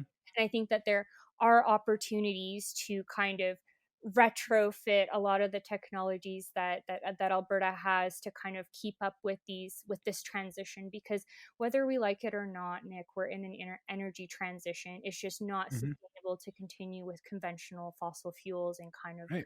and oil and gas extraction. So I think Mm-hmm. that, but again, it's a process that doesn't happen overnight. Retrofitting, technological advances, investment cycles are quite long for an industry like ours, and it takes time. And I appreciate the pressure, and I understand that climate change is a pressing issue, but also I don't think that at this stage, with the technology that we have, we can't really get to those aspirations, or kind Mm-hmm.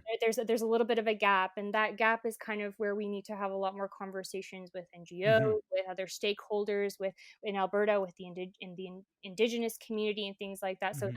that's my stance on Alberta energy politics. And really the issue is that a lot of people are kind of stuck in that I'm going to call it the old white man mentality, where let's extract, let's dig, let's frack, let's that. No, Hmm. times are changing, and if you want to continue to be economically viable, if you want to kind of mitigate those very big oscillations in your economy, you need to diversify, you need to divest in certain things, and you need to be retrofitting certain technology. Hmm. That's my stance on Alberta energy politics. When it comes to lobbying, I don't really have an opinion on lobbying that happens in Alberta, in Canada in general, just because Hmm. lobbying or advocacy in the EU is just so different. Not Right. only are you lobbying EU institutions or advocating a certain stance, but you're also lobbying different member states. And the EU, after Right. Brexit, now has 27 member states. So you're battling 27 different interests. At the Commission, you're battling, not battling, you're conversing with subject matter experts. With the European Parliament, you're up against a Hmm. lot more of a political dynamics and political pressure. So it's a bit different. So I can't really comment on the Canadian lobby and how Right. things work, but I do have an opinion on kind of how things should go forward. Again, Hmm. I fully recognize. That climate change is a pressing issue, and I think that it needs to be addressed. There's science that backs it, there's evidence that backs the importance of it, but I think that there's opportunity here in Alberta for moving forward towards a new energy future. But again, it's not something that can happen overnight. Hmm. This is a process. Yeah. Kind of wean ourselves off, fossil fuel consumption, and even like for example, when looking at Exxon, at Shell, and all these other oil and gas companies, they're not just working on kind of the conventional stuff that we're Hmm. used to. They're looking at biofuels, they're looking at advanced biofuels, they're looking at Yeah. all these different synthetics and things like that. Which, at the end of it, hydrogen is also being looked at Yeah. as an energy source. So Hmm. things are happening, but again, from research and development to kind of manufacturing to being scaled up to be used to finally phase out something that is a lot more, I don't know, emission intensive, it takes time. Hmm. That's my Agreed. opinion.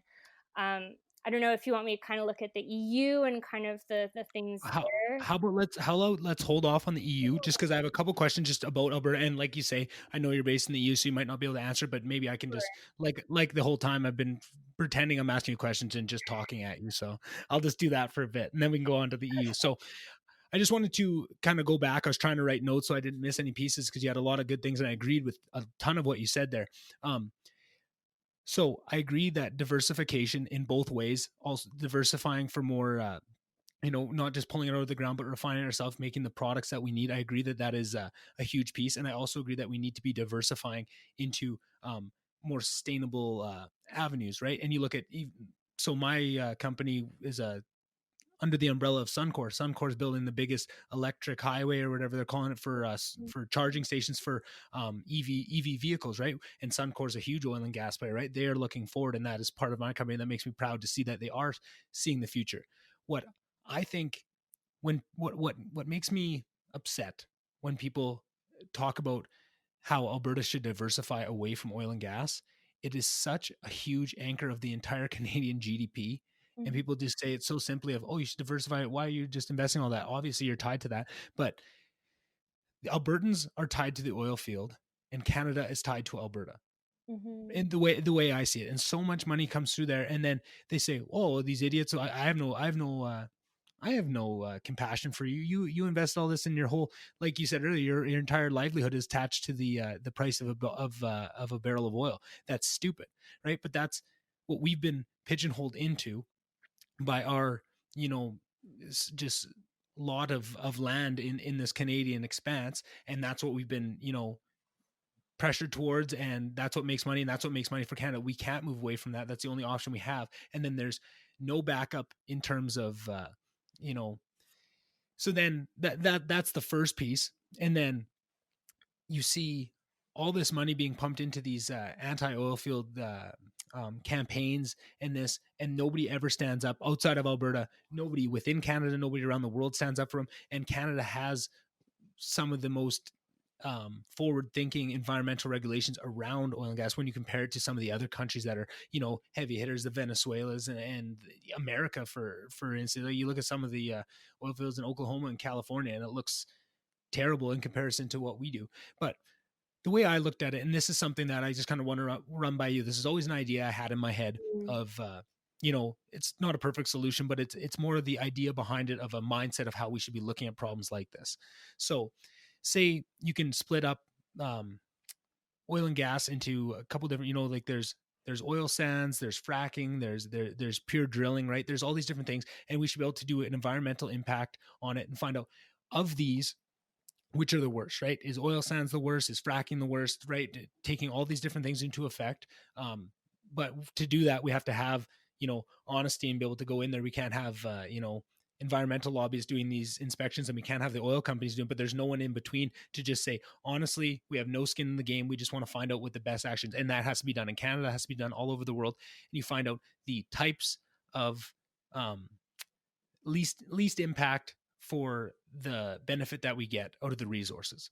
Then from there, you isolate which ones are the best, and then we try to phase out the worst ones while keeping going the best ones, right? And that's the first step. So now you're finding the types of oil and gas excavation and just the industries that are impacting the least. Mm-hmm. Then, so now let's just take fracking is somewhere in the middle. Let's say there's one's worse, there's one's better, but now the next step is to look at our demand of what we need for as the world and saying, okay, so we need this much. We're going to keep investing in all these new technologies to try and catch up and make that demand that we have to depend on oil, but we can't snap our fingers. We're still dependent for a while still, and find the best ways to get that out of the ground and bring the best good for the world as a whole. And then past that, so now fracking can be done. There's shale deposits all over the world, right? There's tons of different companies that can do fracking. Now, why is there no reason we can't look at the environmental regulations around fracking in Canada, in the US, and all the major players and find out who the best are, and then give them try and find a way to incentivize and create monetary value and societal value in the people doing it right. Because I feel like Canada is trying so hard, and Alberta is trying so hard to stay on the cutting edge of all these environmental regulations. I'm in it, right? We see it all the time. The regulations change all the time, getting stricter and stricter, and we're all trying to jump to them because we've been painted with this brush of we all hate the environment, and myself as well. And I really don't, but I just want to if you came in and told me that the way Canada was doing it is the worst in the world, the way they get it out of the ground is causing so much more harm than any other country. Canada shouldn't even be producing oil. I would hang up my boots right away and say, you know what, if you're right, or well, first, like you said earlier, well, like Red Services should have done. First, you go in and try and show them the way to, if you can't bring up your levels and bring it to an acceptable level that we want to. But why can't we match the demand to the least impactful and people putting the most effort into lessening that impact on the environmental side? But it seems like that's not what they want, right? If your goal was to reduce the environmental impact for the demand that we have to get out, right? If you can accept that we need this much and it's going to have to come, why can't we do some sort of non-biased, and I guess that's probably just finding the non-biased, but way to define where the most benefit maximization, like it's got to be some sort of formula to what different ways we get the oil out of the ground, and the countries that can do it in the best ways that will efficiently get us the energy we need while also lessening the impact. But it seems like because Canada is such a place of we want to be on the forefront of all these forward thinking things, that nobody stands up outside of Alberta for all these attacks that we're getting taken down as, and why do we even do it? And it's such a, I just don't get the cognitive dissonance that the rest of the country can have of just tearing down our own industry that we're built upon and is a huge backbone of what the country is economically. Again, I don't think I asked any questions in that, but you can try and find some in there if you want. So maybe I'll kind of touch on some points that you said and kind of give my my thoughts. Yeah. First and foremost, I think that energy intensive industry in general, whether it be oil and gas, chemicals, petrochemicals, however you want to put it, I think that it is one of the most highly regulated industries in the world, not just in terms of environmental regulations, but also in terms of safety. It's and that's something that we at CEFIC, we pride ourselves. We have a responsible care charter where we go even further than EU regulations in our membership.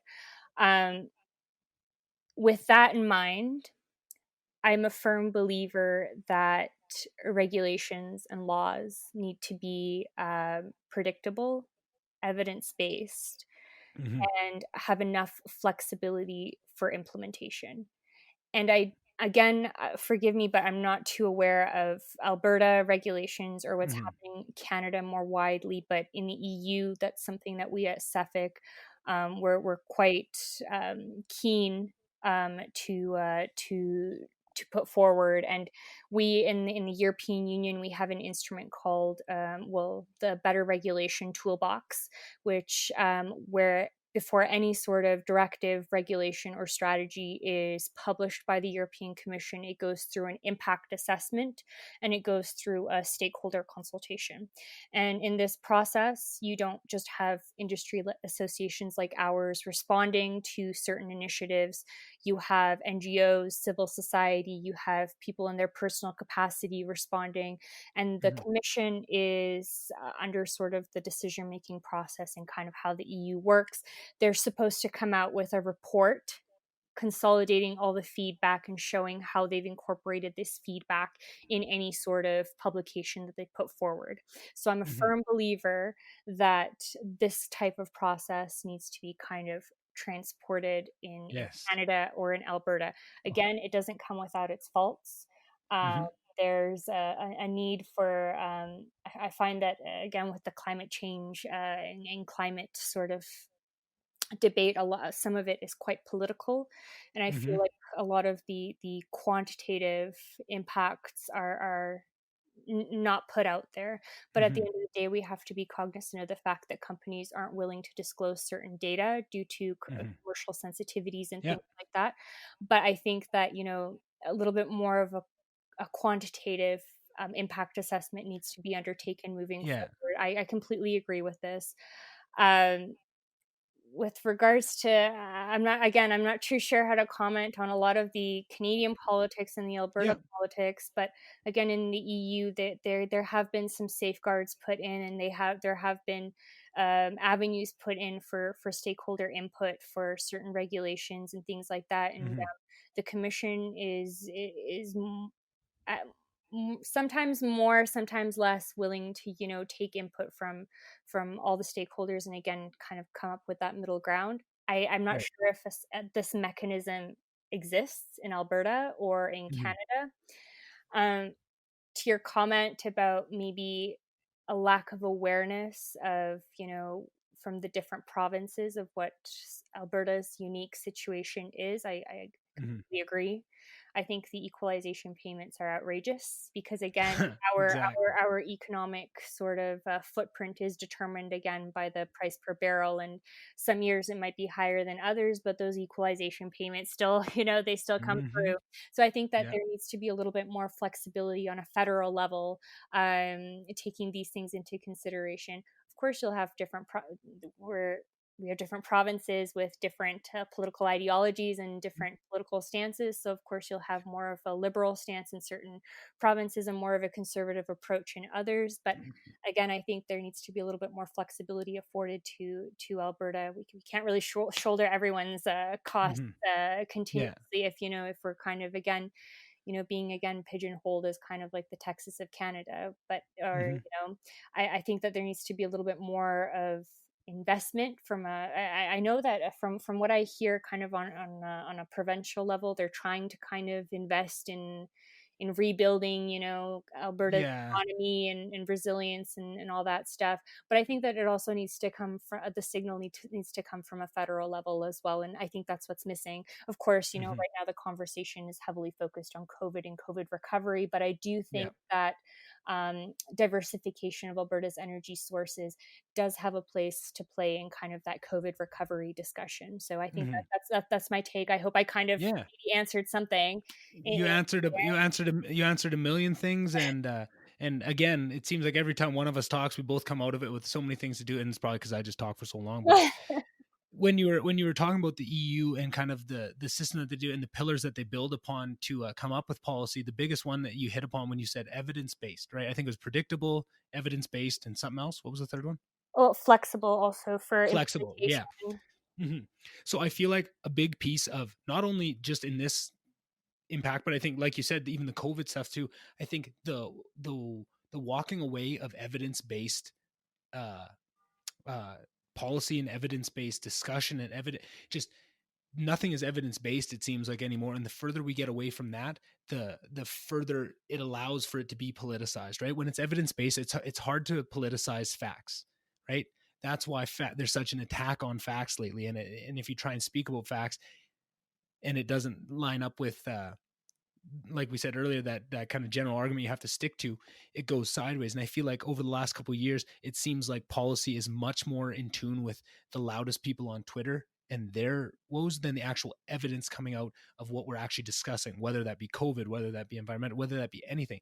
And I just think that is a dangerous idea to be playing with, to let these vocal minorities impact policy, and to not have something that is evidence-based. I think that is the clearest thing.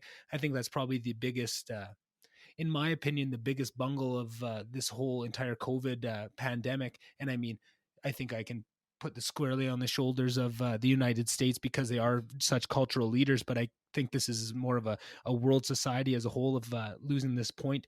Is there's so much infantilization of just society as a whole, and don't ask your own questions, don't be self-reliant, we'll tell you what to do, we'll give you the guidelines, just follow these and you'll be safe, right?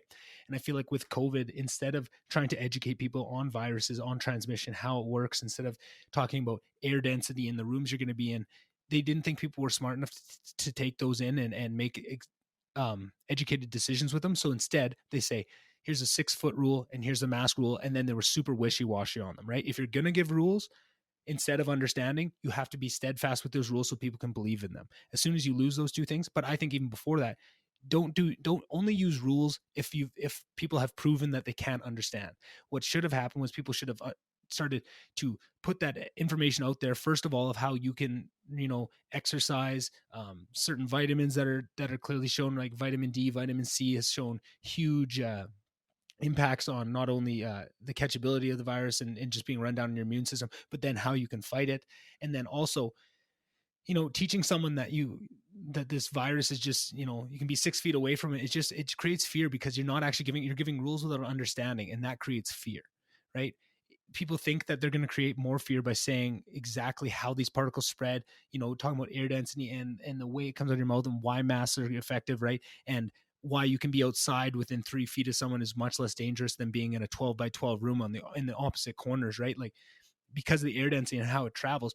But I feel like you're opening the door for so many people to fight against your rules, push back, and call you out on Hippocratic practices, which we saw with lots of the wishy-washy on whether to wear a mask at the start has impacted. It's such a cut and dry thing that helps so much, but it was so politicized and played games with at the start that now it's lost all its power and all its potency. And we're just starting to see people swing back to that. But I think as a whole, we have to stop treating people as idiots and they won't be able to understand this, and just give them the information. And then if they prove that they're not smart enough to use that education and that knowledge in the right way, then you bring rules in. But at least then, right, if you tell people all those things about the virus and then say, this is why we're putting in the 6-foot rule, it's not actually that 6 feet actually has to do with anything. It's an arbitrary number that we think is going to, capture all these things. But, try and stay in ventilated areas, try and say, give them more understanding of why you'd put a rule in that in place, or why a mask is effective, right? And why it's not effective for you as much. It's not going to stop particles that are in the air as much as it is going to stop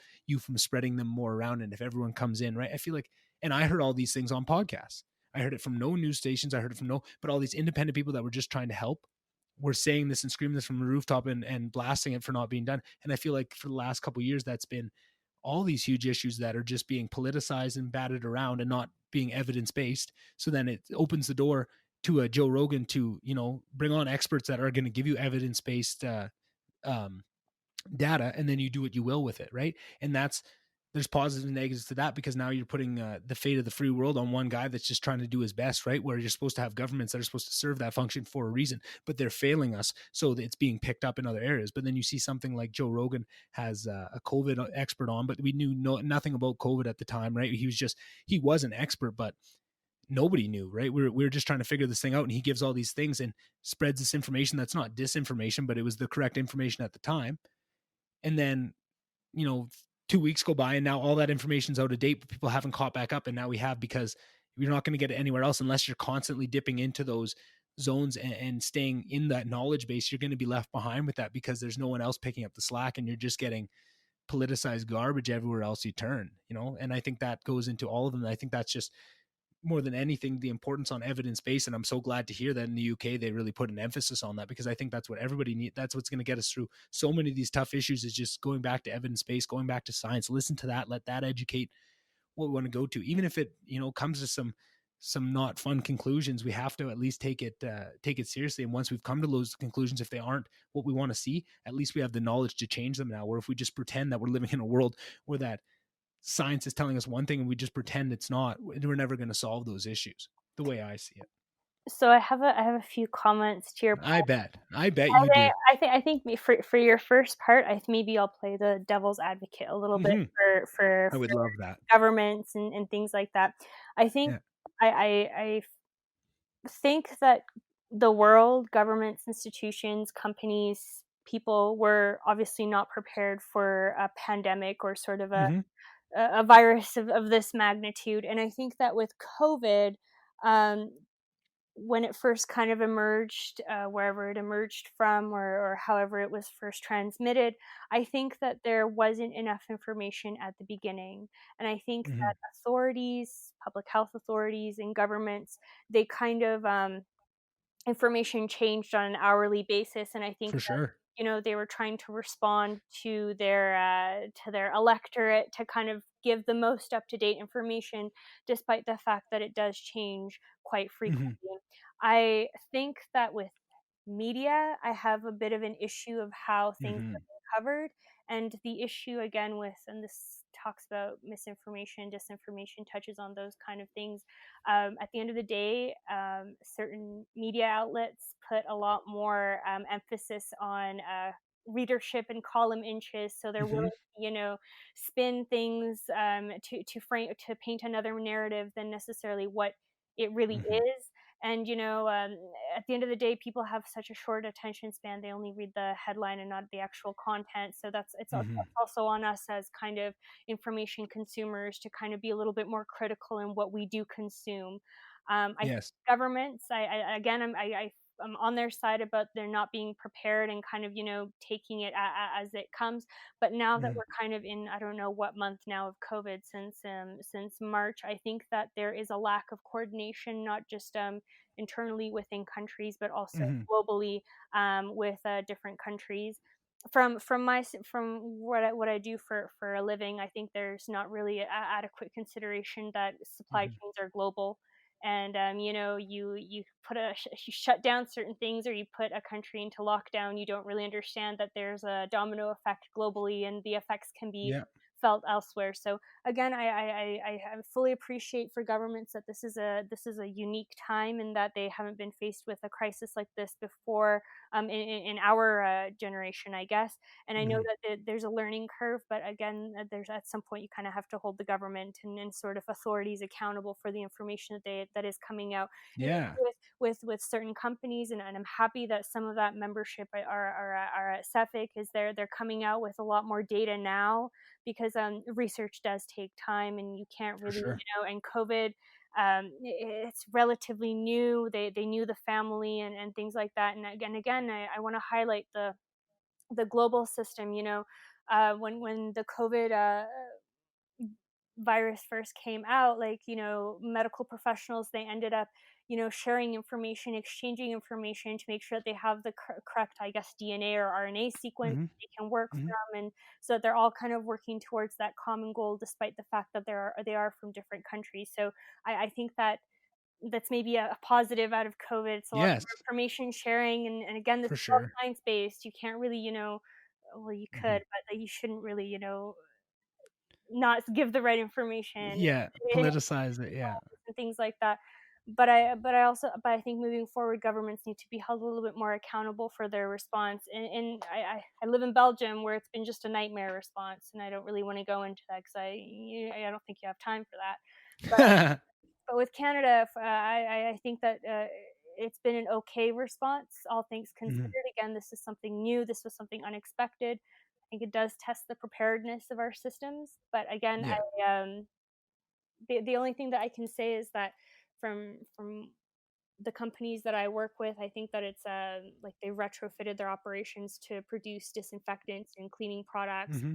and more of the materials or the substances that are used in medicinal applications and things like that. So there has been a coordinated response from the industry. But again, you say evidence based, but the fact of the matter is, and it's not just COVID related, it's climate change, it's technology, it's things like that. We just don't have Mm-hmm. that information at this Yeah. stage, and it takes time Mm-hmm. to get that information. For Um, sure. so that's my response to. I fully Mm-hmm. appreciate, like the passion that you have in this, but it's also, important to consider the limitations of the data that is Right. available. We do have these political arguments, we do have these high Mm-hmm. level arguments, great, but now it's time to kind of put the facts and the figures to kind of these Yeah. claims, and the reality is sometimes we just don't have them, or we're in the process of getting them, or Mm-hmm. what we have is outdated. So Yeah. that's my stance on what you said. Hopefully I've answered something. Yeah, no, you answered it perfectly, and that was perfect devil's advocate. And if you allow me, can I devil's advocate your Oh, devil's advocate? please do. So I think I heard a lot of good points in there, and I don't want it to sound too negative. And that's the thing. I feel like on this podcast, I keep getting into this kind of same loop about this stuff because I am very passionate about it, and I hope it doesn't get too draining. And I don't want it to be too negative because, like you say, it's amazing to see the way the world came together, and industry especially. That's where I got lots of my faith for when I was getting down about all this stuff. I'd look at industry and all the ways that they were working together, right? Like Suncor, the company I work for, working with this company to come up with these saliva tests and just everybody doing their part. And it was a beautiful thing to see. But where I kind of push back on some of those points of, I agree that there was not good information at the start. Just like I said to Joe Rogan, someone I really look up to, right? He fell in the same trap of, putting out the wrong information too early. But the difference was he came out and admitted it and tried his best to get the right information out, where it seems like with the media, I still haven't heard one thing about vitamin D, about vitamin C, how important they are, about exercise, about how different ways to boost your immune system. I've heard none of it, which is Very, very rarely will you get a politician or a media source to retract something or to correct 100%. themselves. They're supposed to be the voice There's no accountability. the voice, but very rarely will you find that, and that's just the world we live in, unfortunately. And Headlines are on the front page, redactions are on the back. exactly. So I fully appreciate, the Mm-hmm. some people are willing to kind of have a little bit more self-awareness and a little bit more accountability for the things that they say. But the reality is, as much as this virus is, there's a lot of science behind it. There's a lot of research. There's a lot of R&I and things like that. It's still, it'll like all things in life, it'll be Mm-hmm. politicized, and you'll have those loud voices in there saying, this, and that, and they'll never kind of go back on their word. They'll just be the loudest person in the room. And Exactly. but you as a consumer, as a rational, assuming you're a rational Mm-hmm. consumer, whether it be information from a podcast or an online source or listening to a politician, Mm-hmm. you yourself have to critically kind of sift through a lot of that Yeah. bullshit that they give you. And that's what gives me a lot of faith going forward, is that thank God there was podcasts and these independent people, not just podcasts, YouTubers, right? There's people doing independent YouTube news just on their own YouTube channels that are frankly blowing up. And I think that is the biggest piece that you can see, is people are starting to get sick of this, because you can do that and have no accountability and no comeback, right? Like I would have no problem if they came out right after and said, when new information came out, and said, hey, we do it. But like you say, they're not going to do that. But I just feel like, how can you keep giving them the time of day and keep listening to them if they've purely shown time after time that they're gonna either unintentionally or intentionally politicize and spin something for them, um, that they know is wrong, and then not address it, or like you say, try and bury the redaction on the back page of all their stuff. I just don't get how they are still functioning, and I think it's almost a symptom of this coronavirus in itself, is the fear that it creates and the fear that the media keeps whipping up surrounding it, and just every moment is trying to put things in the worst light to keep people from clicking off. And like you said, that's more important than the actual content they're putting out, is how many people are watching it to them. And I think that's what's going to send them down the drain. I think these are the last dregs of traditional media as we see it, and it's going to be one of those things where if you listen to a CNN or a Fox News, you're laughed at, right? Or any news in Canada. I tried because I didn't watch it. I had a feeling about the media in Canada for a long time and didn't watch any of it. Completely disconnected. But when COVID hit, I felt like I have quite a few employees. I need to look out for them. I need to be up on the latest regulations and what is coming out from our government. This is the time. They won't politicize this stuff. They won't lie to us about this. This is important. And they did the exact same thing. So I tried another channel. Same thing. Try Yeah. another channel. Same thing. They were all almost identical stories on each one. And they all were just from very basic independent research. We're all very purposefully, or I guess I shouldn't imply purpose, but they were very clearly misleading people in very dangerous ways. And it was so scary for me to sit there and watch it and be like, oh my God, I can see through this. But how many people are sitting here just eating in this nonsense and this garbage that it really, scared me. And honestly, almost put me into it did put me into kind of a depression of going through just like, man, is this the world we're living in? I just was so down. And that's what gives me faith, is to see that there are still people out there that are not just giving into it, not and holding some accountability and saying, well, if that's what they're going to give you, try this is independent. I'm not going to promise I'm perfect because I don't have the millions of dollars behind this media campaign. It's just me and a YouTube channel, but I can promise you I'm not going to try and lie to you, and if I do, leave. It's free content, right? Just the news has all these ads and all that go into it. It's free content, and I think that's what gives me lots of hope that going forward we're gonna see people start to actually take accountability and force accountability into areas that have traditionally had none. And I think the two biggest areas of that is media and politics. I mean, I don't even separate the two in my own personal, unless somebody I was discussing with wanted to, but to me, they're one and the same. In Canada for sure, and in the States, it just depends which side of it you want. Really, it's two completely different channels that teach you exactly what you want to hear from either side. It's just kind of dangerous, but oh well. What can you do about that? And that's something. If I was you, I'd be just happier over in Europe with your evidence based councils and all Oh, that kind of you stuff. know what? Of course, I mean, it's not without its faults. I don't think that the EU, as a project, is the most successful in the world. There's definitely challenges Yeah, and some things to fine tune. And we, as the European chemical industry, we come up against a lot of challenges and a lot of different issues. And it's not all sunshine and rainbows yeah, in the EU. I can tell you that. But I think that to your comments about media, I think that it's a little naive to kind of put all your faith in CBC hmm, or the certain whatever media outlet you yeah, most frequent. I think it's up to you as a rational consumer to digest that information and to do your own research and to not kind of lazily um, yeah, believe everything that's kind of fed to you, but also, quite frankly, to read beyond the headline, because the headline hmm, sometimes doesn't actually match the content that's in the article or the news source or the media. So I think that we also have a responsibility to educate ourselves and to inform hmm, ourselves accordingly. So I think we also have a responsibility. That's my conclusion for this. And again, yeah. it's not all sunshine and rainbows in the EU. Mhm. We have our own issues to deal with.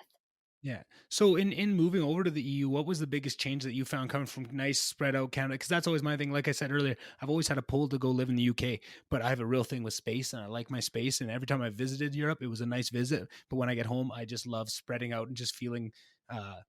It's just so much more tightly packed in Europe, and things are so much more economic and so much different. So I mean, what did you see? What were your biggest things? Like mine would be space, but I don't know. Everyone's different. I don't think everyone has my weird, wacky things around space.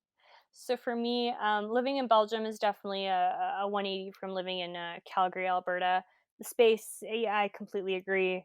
There's a lot more people in the country than there is space, um, Hmm. and things don't usually fit. Streets are narrow. I have so many complaints about Brussels, but from the construction, from the constant deviations in the tunnels to lockdowns of complete streets because we have a European Council summit with Merkel visiting from Germany and things like that.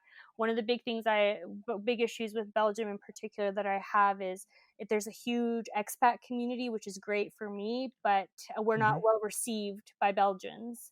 Um, Mm. my the language that I used when I studied at the university was English. When I started working at Exxon, it was English. When I was a consultant, it was English. At Suffolk, the working language is English. But unfortunately, you kind of meet some folks that are Belgians that don't necessarily like that. That don't like Mm-hmm. the fact that you insist on English. And you know what? I'm that person. I will insist on English. I'm not going to butcher your language. And when I try to speak French, I don't have the accent. I never will. They pretend they don't understand me. So to be Yeah. super difficult, I'll just speak in Croatian, then you definitely won't understand me. Yeah. There you go. There you So go. that's kind of my thing. Taxes are huge in comparison to Yeah. here. As an expat, you pay up, upwards of 50% of your Holy pay shit. goes towards taxes and fees. You never know where the taxes go. Apparently, Mm-hmm. we have 571 mayors in Belgium, plus they're like random councilmen. So that's probably where What? tax-paying money like goes. We haven't had a real government in 1.5 years. Right now, it's a caretaker emergency government taking care of the COVID response. So that's my issue with Belgium. This being said, I'm very thankful that I've met the people that I've met in Belgium, and I'm very cognizant of the fact that at 26, I would not have the position that I have now if I would have stayed in Calgary. Mm-hmm. And I've advanced very quickly in my career, and I'm very thankful to be working at a place like Suffolk where I have my director general is just this amazing guy who just wants to see you succeed and really is pushing you out there to to apply for sitting on platforms in the European Commission, to going out there and publicly speaking on certain topics that you're working on. I'm very fortunate to be working with amazing executive directors Mm-hmm. that really, again, push you into the spotlight because they have such faith in you. And I am very thankful for that in Belgium. So I think that's what keeps me there. It's definitely not the tight streets or the Mm-hmm. taxes, but for me, it's really the community that I have with the expats and at work that keep me there. Oh yeah. Will I stay in Belgium for the rest of my life? That is a resounding no for me. I don't know where Mm-hmm. my next move is or when it will be, but I know that for me, it's the same feeling that I had in Alberta, where Belgium is not my final destination. I just don't really, I'm not too sure where I will end up yet. Yeah. And that goes back to kind of what I was saying earlier about having a plan, but it doesn't matter where the plan, it's just having a plan to keep you on that forward momentum. Like you say, if this it's a powerful thought to know that Belgium isn't your last stop, because it just keeps that forward momentum and knowing that, and almost keeping, you almost do yourself a disservice by planning too much. You almost have to leave the end open ended. And yeah, no, I agreed with everything you said, except for the fact that you wouldn't have gone so far if you hadn't gone over there. I'm sure you would be just as far and kicking just as much ass if you're in Calgary. You're I just know it. nice, but in Belgium, I just had the opportunity. It's like I was very lucky to start at Exxon, which was a great springboard. And now I work at Suffolk, and again, it's a really really great environment. I'm very lucky Mm-hmm. to actually enjoy what I'm doing career wise. I'm here at home, and I'm doing some work still for Suffolk, and I really don't mind it because Mm-hmm. I genuinely like the people that I work with, and I'm learning something every day. And again, I'm being offered opportunities that I never thought I would be offered in my life. So I'm very Yeah. lucky and fortunate in that regard. So shout out to the Suffolk people that will be listening to this. That's awesome. I love to hear that. That nothing makes me happier than hearing someone say they love what they do for work. I feel like life is so much about enjoying each moment that you can. And if you have a huge portion of your life that you dislike, it is a huge drain on what you can do and impacts all the other areas of your life that you do like. So it's great to hear that. Every time I hear someone say they love what they do, it just lights me up inside, because I've seen the side of that, of loving what I do and not loving what I do, pretty clearly. And I think anybody that hasn't experienced yet loving something they do, you really got to try and find it, right? If you've Oh, just worked meaningless jobs your whole life and you've never really loved one, you need to at least try it just to know what you're missing, right? And I think yeah. that's And I don't mind staying late. I don't mind, taking on extra things beyond my responsibilities because I genuinely like where I work and I really like the people that I work with. Maybe one other oh, it's positive beautiful. thing about Belgium is it's quite central and I can travel quite a bit, so I don't have to really spend any of my weekends in Brussels. That's exactly where I was going. That's my next question. I have a whole thing planned on that. I was going to say because the biggest thing that I would want to go for to Europe for um, is the ability to travel. I love travel, and I think travel. I think maybe after what my parents did for me to bring my reading skills to where they are now in doing that, I feel like them allowing me to travel as much as I did, and again, very privileged to do that, and just I don't think that's a bad thing. I think you need to be proud of that and be so thankful that and try and spread the good you got out of it, because I think travel is the antidote to so much ignorance, hate, and just so much of the negative externalities in the world can be mitigated through travel, even if it's just a little bit, even if just a little bit of seeing other cultures goes so far for people. And I just maybe I know you like to travel, so maybe just what has it been like having the ability to pop over to all these different countries every weekend for relatively cheap? Have you been taking full advantage Oh, before COVID? definitely. Even and now that things have been kind of relaxing, I definitely recognize my privilege and my ability to be able to do this. I Hmm. prefer traveling. I've always preferred being on a plane. I like I've been exposed to multiculturalism from a very young age. I went to a international elementary school where, when I was in grade 3, there were 3 different Jelenas. So it's, Yeah. lots of different cultures, lots of different backgrounds. And then for high school, I went to an IB world school. So I mean, it was all different kids from different countries, different cultures. While all the kids in high school and middle school, they would go to Mexico with their parents for vacations. I'd spend 2 months in Europe with my parents, just traveling. So I was exposed to a lot of different cultures and everything from a relatively young age. And I think now living in Brussels, I'm quite fortunate that I can just hop on a Eurostar and go to Amsterdam or London, or I can hop on a Hmm. plane for like 30 euros and go to Italy or something like that. So I'm very fortunate in that, and I've taken full advantage. I try to go somewhere else. I mean, I'm really somewhere else every other week, Oh, or that's every other amazing. weekend. And with work, I travel quite frequently too for whether it be member state advocacy or different general assemblies. So I'm very lucky in that as well.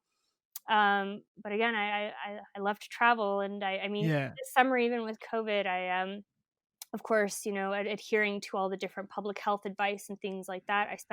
I spent a week in the south of France. I just got back from Croatia, and I'm here in Canada. I mean, I was able to do that, and I'm very fortunate and lucky, and privileged to be able to do so. But Hmm. trust me, that lockdown from March to June was ooh, Yeah, I was not know. good. And to think of all the people around the world, right? And just everybody has different levels of societal safety nets and people to lean on, and structure, right? To keep you up when you're down, and then to take away so much of that from people, right? Like myself, I was living at home alone. My girlfriend was still in Winnipeg finishing up her master's at that point. So I was by myself. I didn't see anybody but a couple people at work because we had isolated off all the different. We Mhm, were a essential business, but we'd isolated everything off. And for a couple months, I didn't see a soul. Right, it was just go to work in the morning, come home. I had bought a treadmill right when everything was kicking off. I went and bought a treadmill so I mhm. didn't have to go to the gym. I went nowhere, and that those physical effects you feel on yourself of just being isolated away from people, it just goes. I don't think we're going to fully understand it until we get a couple of years of separation from this, find a new normal, and we can look back and really evaluate what we went through as a world society. And I think we're going to see so much more of that impact. I don't think we realize how much we depend on other people for just Mhm. spiritual sustenance, if nothing else. No, I agree. When I went into lockdown, I'm very fortunate that my best friend Corinne lives on the fourth floor of my building, and I Oh, live on the beautiful. first. So she and I were our own little bubble Yeah. for quarantine. So I'm very fortunate that I had her. Um, Definitely, there's a mental health impact of COVID, Mhm. and switch. I my job is to be social. My job is to talk to people. I work in Mhm. advocacy. I'm in meetings all the time with someone else, and then switching into kind of the digital mode, going from one extreme to the other was very difficult. And I don't like speaking on Teams, Zoom, whatever. It's just to me, Yeah. I see the benefits, but having done it since March, I'm getting kind of a fatigue from it, and I miss being able to, go for coffee with members, or go for, for coffee with a policymaker and things like that. Those Mhm. are things that I miss, and I'm very hopeful that with the research that's happening right now, with a vaccine or a cure and things like that, I'm hopeful that Mhm. the new normal and things like that comes sooner rather than later. But I agree with you that I don't think that maybe the impacts will be well documented until much later, and we won't really see that. We're really kind of fixated on the financial and economic impact, but I think Yeah, there's a human capital impact as well. for And sure. I'm very lucky with Suffolk. I know I keep plugging Suffolk, but I'm very lucky that they've been so good with, taking care of their employees, checking in, and having, Mhm. like, I work in the public affairs team, so my executive director checks in on all of us, and things like that. So I'm very lucky to have kind of those things in place, and the fact that Yeah. I'm able to do remote working in Cannes, that was very, like, flexible of my work, and I fully appreciate that. So and they're constantly adapting to kind of like accommodate us and to accommodate every circumstance. So again, I'm very lucky to have that, and of Mhm. course it's great to have Corinne on the fourth floor. So Yeah, that always goes a long way, having a good friend. Yeah, I was getting close to desperate to have him. Almost had to fly a friend out just to come live. I have to pay him to live with me just for a bit, just as a babysitter almost. But yeah, so kind of where we kind of got off onto a new subject, but I kind of wanted to run something by you. I had an idea the other day, and I'm just trying to. I have so many ideas all the time, and I'm trying to get them out on the podcast with different people with the different fits for my wild, wacky ideas. But mhm. I know this would never work, but I just want to get your idea on if we could find a way to make travel mandatory somehow through our right. If you took just Canada because that's our country and that's the one we know the best, if you could find some sort of um, financing to make some sort of program where you had um, children at preferably twice throughout their K to 12 to travel to a different country and just get a lesson on their culture, and you'd go to all over different countries and it'd be a whole new um, workforce and a whole new job type that was never really thought of before. We had a teacher growing up.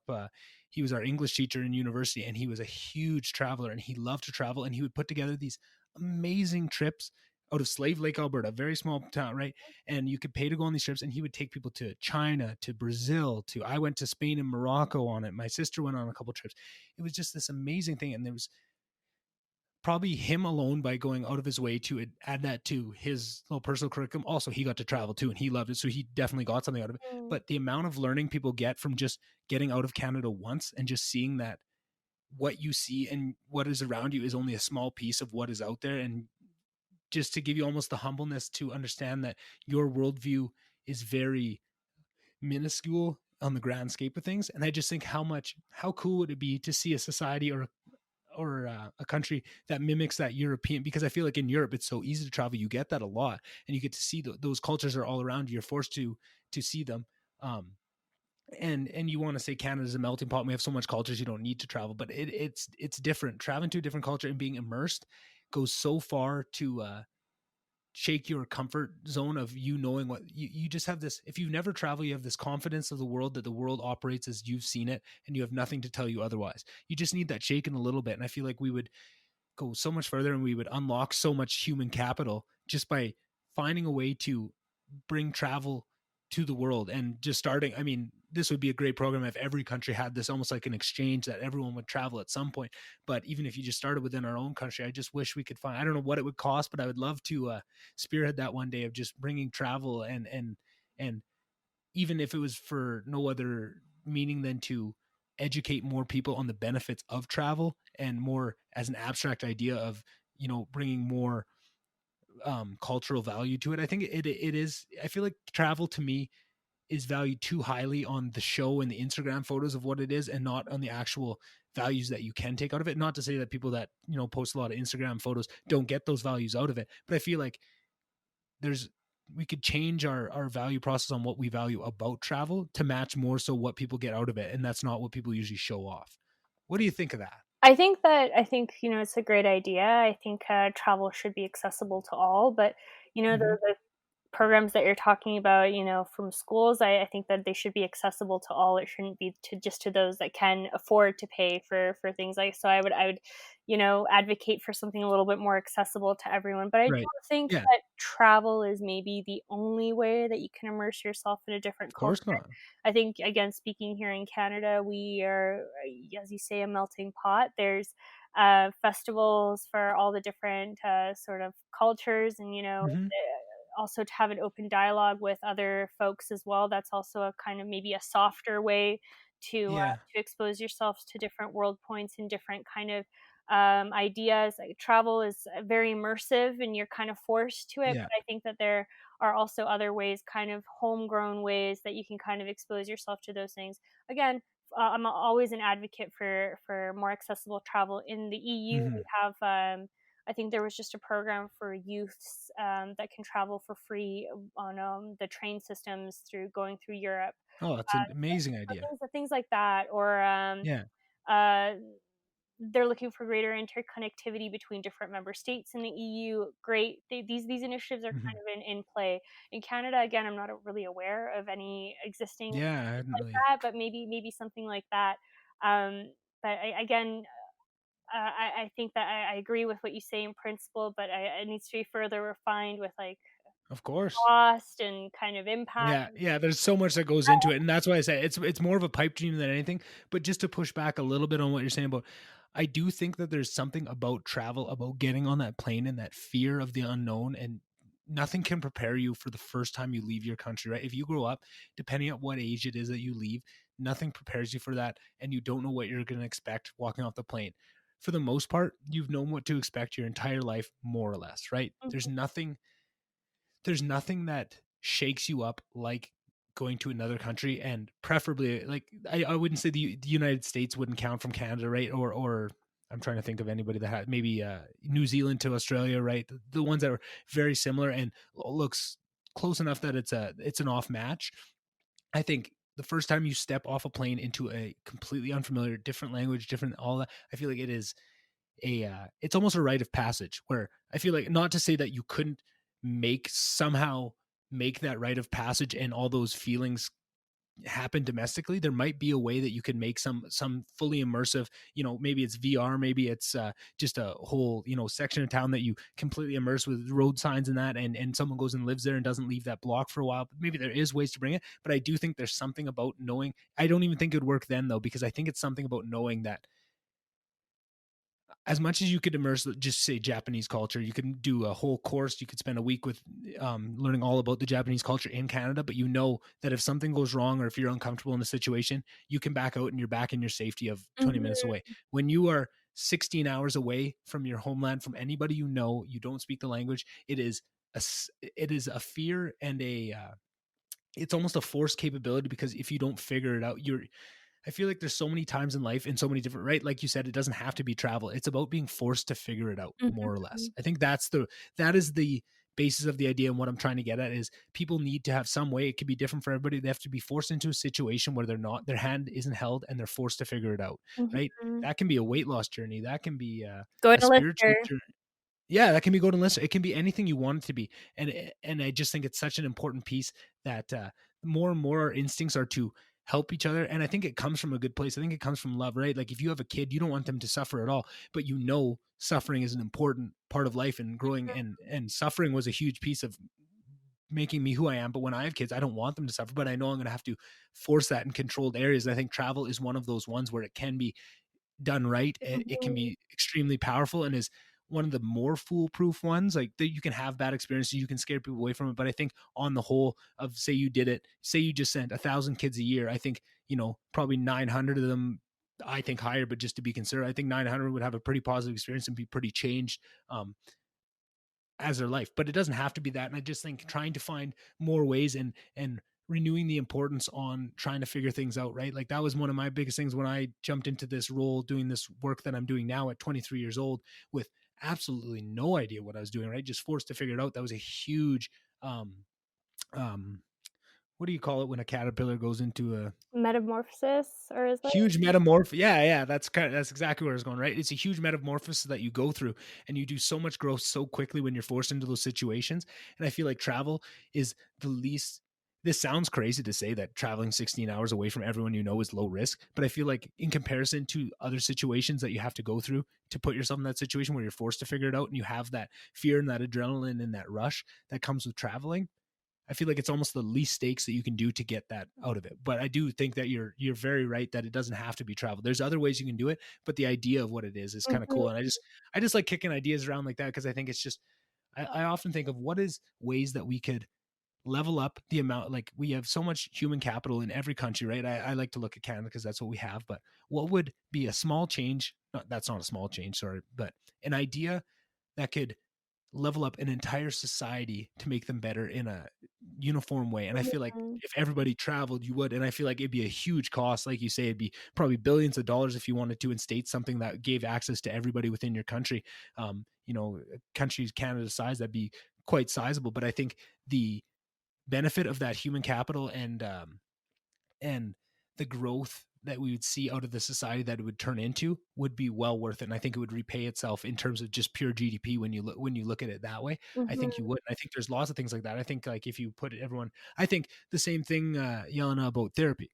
I think if you somehow could figure again, I don't know the X's and O's of it, but if you could find a way to make therapy widespread almost across the entire country, you could never force people into it. But if you made it so it was such an accepted thing and so many people that and we had so many enough good therapists to do it, I think you would all that money that would go into the cost of it would be paid back double in terms of the societal benefits that we'd see out of it. Right? There's so many things like that, but it's just there's no in a as much as I love capitalism and I'm a huge capitalist and I love it. I think there's more and more as I get older, I see so many more areas where capitalism doesn't work and can't work, mhm. and it needs supplementation in other ways. But and I guess I maybe on some level that's what government is supposed to form as. But with government being almost entirely the interests of companies and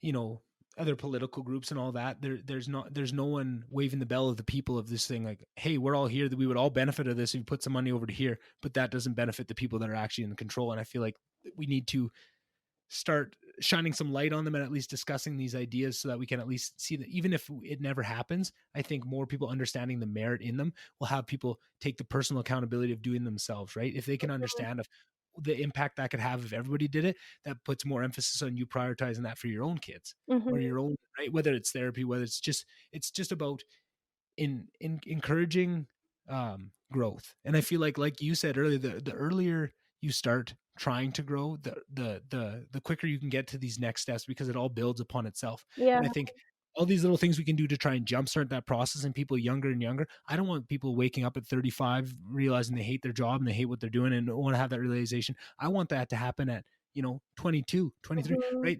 It happened to me more or less at it's happened a couple times where I've had that way going, hey, I'm not happy what I'm doing here, and I thought I was. And one of those was starting this podcast. I realized I wasn't happy with exactly what I was doing. There's more I wanted to do, and I had to start this, and that was realization. And I just think we need to be encouraging people to look for those and look inside themselves to find when they are unhappy, because mhm. you don't know you need a big change until you're honest with yourself about how you're feeling and the reasons you're feeling. And I think a lot of times people feel that downness and that not sure what to do, but they're not honest about what's causing it, and they'll blame it on their spouse, or they'll blame it on something that happened at work. But really it's deeper than that. But they don't want to. It's scary to go down those levels within yourself to find where the real issue is, because it's you have to be very vulnerable with yourself. And I feel like that starts with encouraging vulnerability, maybe even just talking to myself again. I think maybe the first step to that is just showing people that it's okay to be vulnerable and the benefits that you can get out, right? Being vulnerable is scary, just like travel is scary, but what you get out of it is so much more than what the scariness builds itself up to be.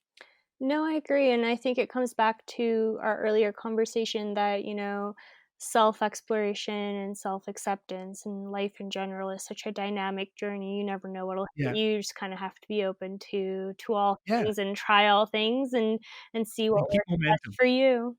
Yeah. Yeah.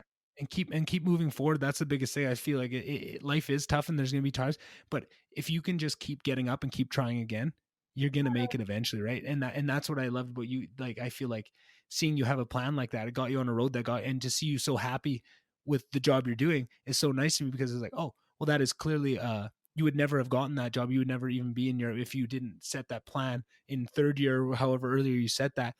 Even though you didn't get to that point, of just keeping that forward momentum is going to bring you into places, right? You have a certain amount of opportunities surrounding you at all times.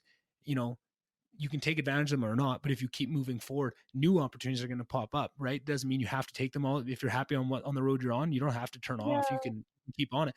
But the fact of keeping moving forward and keeping growth and growing as a person, it opens these opportunities up to so many new things that is just I think that realization is one that needs to take off a little bit more, and hopefully somebody listening to this out there somewhere that hits with them and resonates with them, and they can take that upon themselves to, go for that run or start that first step, because there doesn't need to be some game changing thing. That could be, eating a salad every day, right? It could be Yeah. something so small of, you always wanted to try crocheting, just try it out, and just, just Mhm. some sort of thing that works on yourself. It all builds upon itself. And the first step is just, trying out something, whatever it is. Yeah, of course. No, I agree. I agree. Yeah. So I guess maybe I feel like we talked a lot about your company, but I still, in day to day, like, is it, would you go in on a day, get briefed on something that, like, this is something we need to bring forward, or would it be like a bill that's coming up? I feel like I understand the higher level of what you're doing, but the day to day and the minutia of it, I am still kind of confused. Like, does the pecking orders come down from, like, the superiors of what you guys are focusing on? Like, I just don't understand lobbies and, like, Sure. I yeah. mean, so I work for a trade association. Basically, it's a bunch of members that um, have shared interests, whether it's Mhm. business interests, commercial interests, things like that, and they all Right. have Could be an industry, could be. yeah, well, mine is the chemical industry or the petrochemical Mhm. industry. And so they come together with an interest in a certain topic. And maybe I'll give an example for the topic that I work on quite extensively, which is sustainable finance. For those out there that don't know what sustainable finance is, it's basically an attempt to reorient capital flows into more economically sustainable and sustainable investments or economic activities. With the European Union, what they try to do with a lot of their legislation is they try to be global leaders in everything. And within this whole sustainable finance movement, which is not just limited to the EU, it's a global movement. Mhm. The EU is trying to push forward a taxonomy, an EU taxonomy, which basically categorizes which economic activities can be considered sustainable or unsustainable. So I've worked quite extensively from start to finish of the taxonomy regulation, which took 2.5 years. Mhm. So advocacy in that regard, I've been lucky that I worked on advocacy on the taxonomy regulation with Exxon, and then as a consultant, and now working at Cefic. So I've done very different things and kind of very different Mhm. viewpoints. At Exxon, you're obviously just doing advocacy for on from Exxon's perspective. As a consultant, you're just doing advocacy based on whatever client at that time. And then Mhm. at Sapphic, what's interesting is you're doing it from the perspective of an organization that represents 29,000 members in Right. the petrochemical industry. So basically, my job is to consolidate positions of all these different members and all these different companies to come out with one voice and one position on that topic. And with that messaging, I create the messaging, I develop it in collaboration with my issue team and my task force. Mhm. And I take Cool. that messaging and I convey it to policymakers, whether they be subject matter experts at the European Commission or with members of the European Parliament that are working on that specific regulation, or with specific member states in the Council of the EU. Now, I Oh, don't know how cool. familiar you are with the decision-making process or how like it goes in the EU, but Man. basically what happens is the European Commission, they come up with an impact assessment or consultation ahead of any sort Right. um, legislative or non-legislative initiatives. We have between, depending on what kind of assessment it is, between 4 to 16 weeks to respond to that consultation. I do a consultation response based on Suffolk messaging and based on the input from members. And then after that, the European Commission publishes whatever it is, whether it be a non legislative proposal like a strategy or a communication, or a legislative proposal like a directive or a regulation. What happens then is it goes to the European Parliament, which members of the European Parliament in certain committees, they get appointed as rapporteurs or shadow rapporteurs, and they table amendments to the regulation or to the directive. Once the entire European Parliament kind of agrees on their position, it goes to the Council of the EU, which is comprised of members of the member states of the European Union.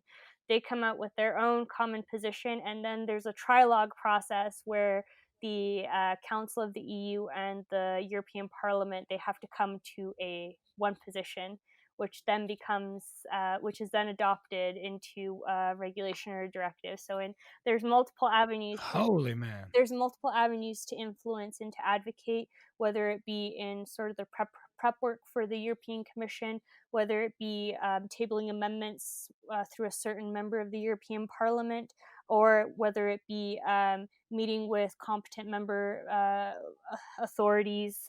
In my case, it would be people from the Ministry of Finance in the member states and tabling amendments and things like that. And then, of course, you have to monitor the trilogue process, which happens behind closed doors. So you have to have your contacts within the Parliament and the Commission Holy and man. the Council of the EU to make sure that your things are being agreed upon and incorporated in the final text. And then you say your prayers and Hail Marys and hope that your one sentence or one word was incorporated in the final text. So Wow. that's what I do. Holy man. That's so much to unpack. Holy shit. I know, and then I write position papers for my topics. You can find it on the Suffolk website. I write any sort of what is published publicly. I write for my members based on their feedback, based off of comments and things like that. I work Hmm. for sustainable finance. I work under the Program Council for Industrial Policy, so I follow the strategic direction of a lot of different members, like from Dow, BASF, Exxon, Shell, things like that. So I'm in constant contact with those folks, and they're regulatory experts and they're engineers and things like that. So I'm very lucky to be doing what I do. I'm very lucky to be Yeah. working with such intelligent, amazing people who are collaborative and cooperative, and they are willing to help you. And again, they're just really nice people. I have nothing bad to say about them. Oh, that's awesome. There's some challenges of bringing together different viewpoints, but that's the fun part of my job. It's my job is to act as a mediator and to ensure we do come up with that common position, and kind of the all the members are going to have their own interests and things like that. But Hmm. I really like when they come together and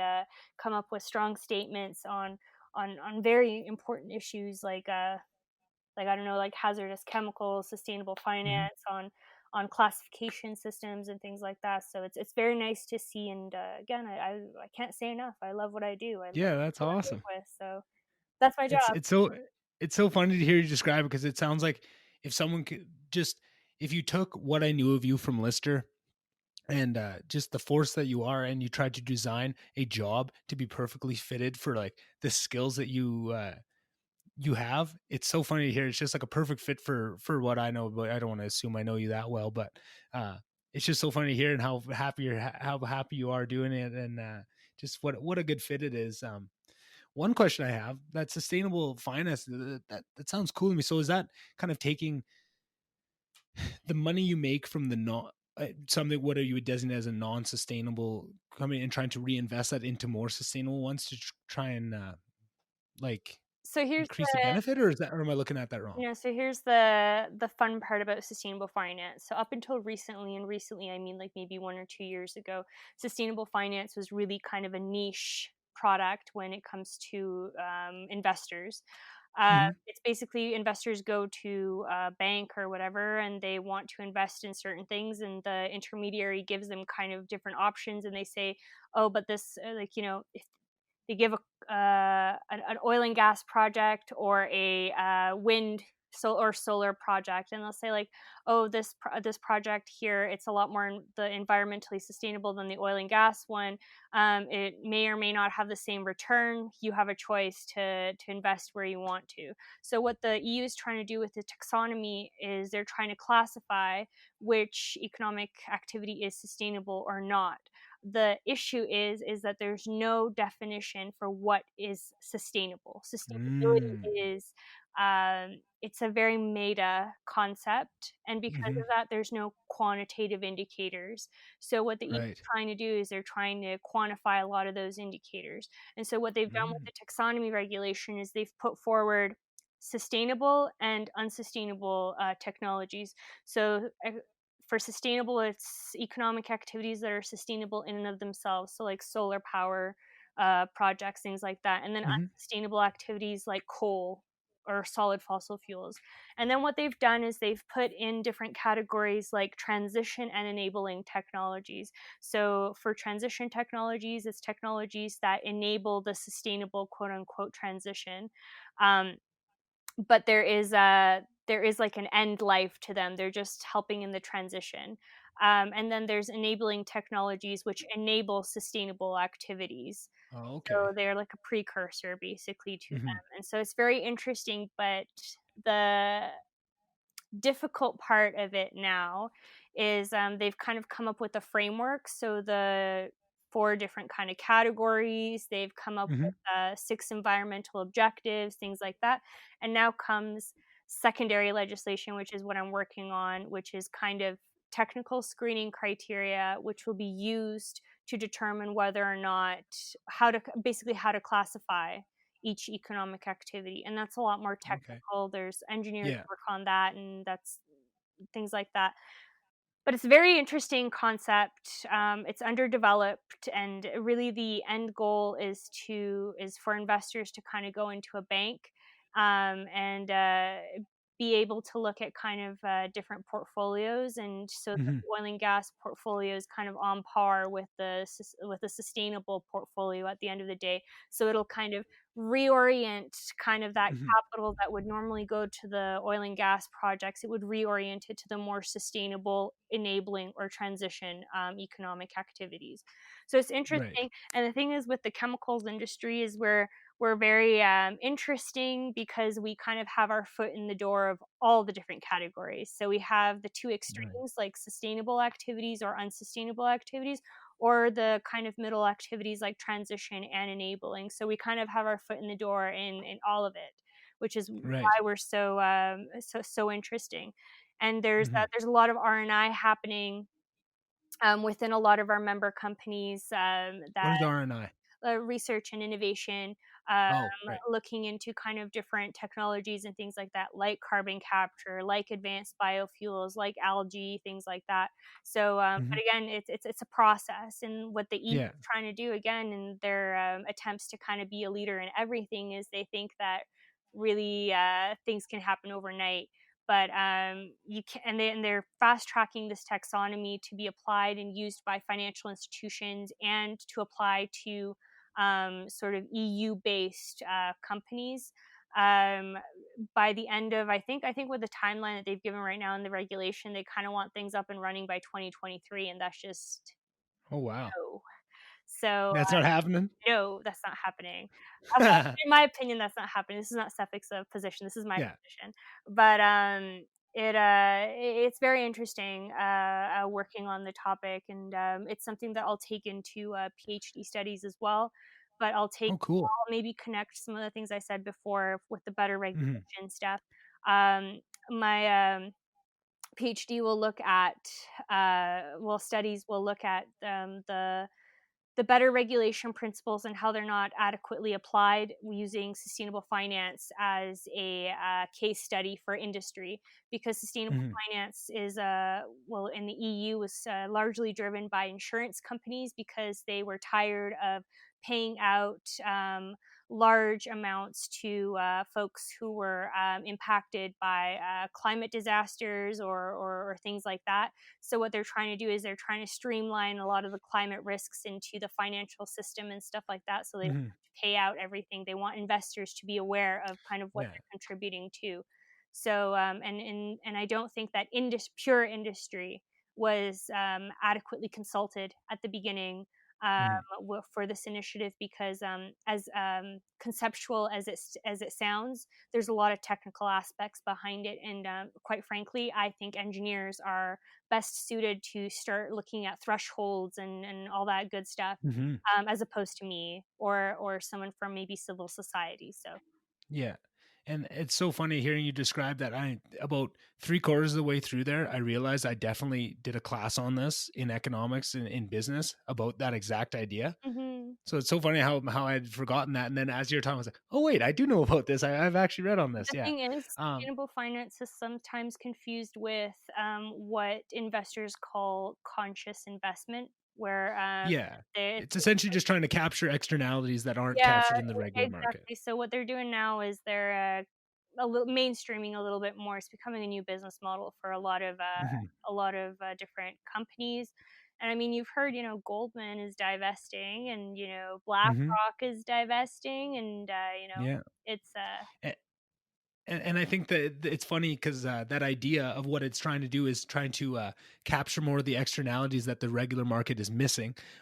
Is what I base all those ideas earlier I had about my idea with the environment and trying to capture a lot of those positive and negative externalities in terms of trying to find a good cost benefit analysis to really focus our efforts for the demand that we need for energy to the places where we benefit from it enough. It's kind of the same idea. It's about capturing externalities and making sure that um, it's actually evidence based at the end of the day.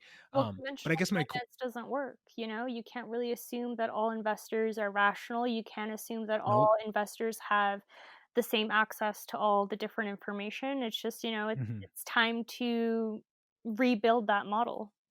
Yeah, exactly. And I think that's I think the entire economics model is built off of that ration that the rational consumer is a huge piece of almost all economics. And economics has stalled out. Like there was some great work over the like for a long time economics really moved forward, and then it's really hit a wall and hasn't had many really big discoveries. And I think it's because we had to kind of bake or break down economics to a base level just to get it to where we could work with it and trying to study it. Right, you had to bring it down to a certain level because there is so much variability in people. But I think we realized that didn't realize the damage that did in the way we looked at it and how many externalities we are missing in the decisions we're making. Right.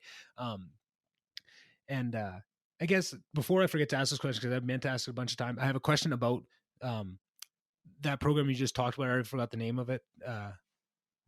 Reasonable finance. What do you call it? What do you mean Some conscious investment or it was what you called it before that. It had finance in it.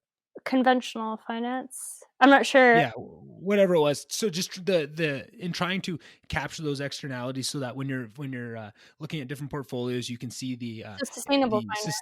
yeah, Yeah. sustainable finance, right? So now is that just more so in the same vein as putting calories next to the fast food items, just so you have nothing's telling you what to buy on that. It's just giving you more information so you can make a better choice, or is it Yeah. actually something that's incentivized past that of just that information where there's extra tax breaks or extra actual added on benefits that go with tagging these, like, right? I agree that adds more information. The more information you can have to make your decision is better, but I didn't know if it was just left at that or if then they tried to incentivize it further, or is that just the first goal is just to get the accurate information so you can see what is sustainable and not, and then we'll decide if we want to incentivize it later. So, what the European Commission or what the European Union is doing, I think the taxonomy is a first step in something it's a labeling process, essentially, like you Hmm. said. That's what it seems People like. want Yeah. it's a lot more disclosures, it's a lot more of informing the investor and things like that. Hmm. What the EU is trying to do to kind of,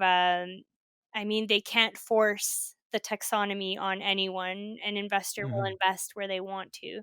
But what Yeah. they're going to do is they're going to, once the taxonomy is complete, they're going to mainstream it into funding programs and eligibility requirements for EU funds. So essentially, a lot of member states rely on these funds, and a lot of company projects rely on these funds. They're also going to mainstream the EU taxonomy in the European Investment Bank, and there is discussion of mainstreaming it into the European Central Bank. So I mean, it's not mandatory, but it's kind of being copied and pasted into Hmm. eligibility requirements for other funding programs. So while it may not seem mandatory now, companies are It's now, got some legs. Yeah. it'll what I always tell people is that there's no, I think companies are kind of preoccupied always with kind of short-term impact, but this definitely has medium to long-term impact Hmm. for them. So I definitely don't think it's something that should be ignored. Also, there is a stipulation in the taxonomy regulation where companies have to disclose whether or not they are taxonomy compliant. And if they don't, Mm. if they say that they are not taxonomy compliant, they have to disclose why. So even though it's not mandatory, it's backwards mandatory, kind of. I was gonna say that sounds pretty mandatory to me. Yeah, Like essentially, it's almost backdoored into it's mandatory, either which I don't like. Just on basis, just because I don't like being forced into anything. But I do agree you because either it's for a comply, good reason. you either comply or you disclose why you don't comply. Yeah, That's the way it works. Again, yeah. the European Union cannot tell a private individual how they can invest their money, but they can put these They want goals. to make sure that information is out there, Yeah, right? and they can Yeah, put. and I suppose from that angle, I don't have a problem with it, right? It's just about bringing more information and trying to capture as many externalities to make more evidence based decisions. Really, like you're trying to bring the evidence out so that they don't have to do any more investigation, or or else on the flip side of that, now you can't be willing. You're taking away the willful ignorance too, right? Yeah, Now, if you have two portfolios, one has 1% more return on investment, but is much less sustainable. Before you could just, well, I didn't know that. I just, it had 1% better return on investment. I'm going with that one. But now that excuse is a little bit down the drain once this comes into effect, I suppose. yeah, exactly. And I mean that again, this is EU based. It's not Yeah. applicable to non-EU based companies. But at the end of the day, a lot of our membership has a global footprint. So while they may have headquarters in the EU, but they also have Hmm. headquarters in the States. So they're going to have to kind of figure out how to Hmm. comply with this, or disclose why Yeah. they aren't compliant, and that's an issue and something that we're constantly in dialogue with the commission on. And they've been quite receptive to our concerns, and this is a great initiative. I'm very proud and lucky to be a part of. So I'll see how it continues. Sustainable finance is dynamic in and of itself. There's never a dull moment with it. So, and there's never a dull moment in my issue team. And so Hmm. it's nice. It's nice to work with the financial folks too within these different companies, like the chemicals controllers, or the people that work in treasury, alongside Hmm. the folks that work in sustainability and public affairs. So it's nice. Yeah. And something that kind of occurred to me, um, I think the idea of it almost gets me more excited than the actual. I'm sure you're right in it, so obviously you wouldn't see it this way. But as an outsider, almost the idea of that gets me more excited than the actual use that it's being used for, because I think capturing extra externalities is just net positive in terms of decision making, right? It's almost the economic equivalent of evidence based decision making. And I feel like you could do this with other things, right? You could do this with if you found a way to register the amount of you know Canadian, right? If you want to do it in Canada and you wanted to add some sort of measurement system and labeling system for the amount of Canadian specific impact it would, how much of this money do you spend on this portfolio is going to stay in Canada and benefit that? Or if you valued I don't know, freedom or anything, right? Like I just think the idea of it, this is a great idea, and I think it's a great idea for environment. And that's a great testing ground, a great pilot for it. But I think it could be even taken further past that if it is successful. And sounds like you guys are making it successful. But I think it's just powerful, and the more we can, find externalities that aren't out there and give more accurate information for investors and take away some of that willful ignorance that you see with other investors going from the other side of it. I think that is just a cool tool even over and above what it's being used for right now. I think the abstract of it is almost more exciting to me than the specific rate at this point. Yeah, but it's fine and dandy to have these kind of conceptual abstract discussions, but when it comes to our industry, we need to kind of have a lot more of those nitty-gritty quantitative details. Yeah. And unfortunately, that just doesn't exist. And it can't really Hmm. industry can't really shoulder that burden only. No. It needs to be a little bit more of a collaborative agreement. One of Hmm. the issues with the taxonomy is that again, I discussed that the chemicals industry kind of has its foot in all the doors. One of Hmm. the discussions that's currently taking place in the EU is the development of a brown taxonomy, which is an exclusionary list of Mm. economic activities. And unfortunately, that's kind of where the real discussion will take place, based off Mm. of the current definitions of sustainability and the current thresholds that have been kind of proposed by the European Commission. Effectively, no current technology qualifies as a sustainable economic activity. So, Wow. I mean, in the taxonomy regulation, the only sort of economic activity that's excluded explicitly is solid fossil fuels, so coal based Hmm. technologies, because they are not sustainable. And yes, we do need to transition away from that. But the real battle will be kind of in the devil is really is in the details for this Hmm. initiative. Again, sounds great on the surface, but there's a lot more that happens kind of underneath. And that's where it's important for industry to have a voice, because again, I'm speaking for the chemicals industry. We have our foot in all the doors. Hmm.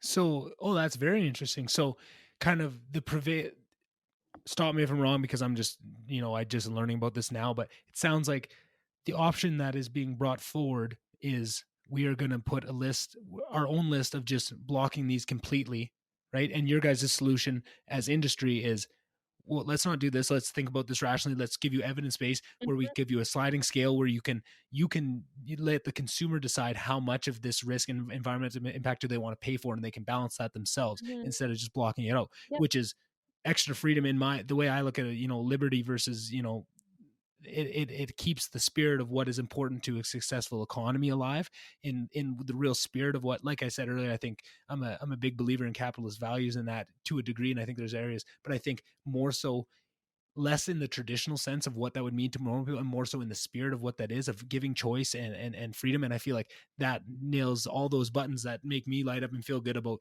the capitalist structure and the spirit of it. I hear that in that idea, in that of taking, oh, you guys, clearly we hear what you're saying and that you want to have some sort of economic um, um, scale to environmental impact, but we think we can do it better.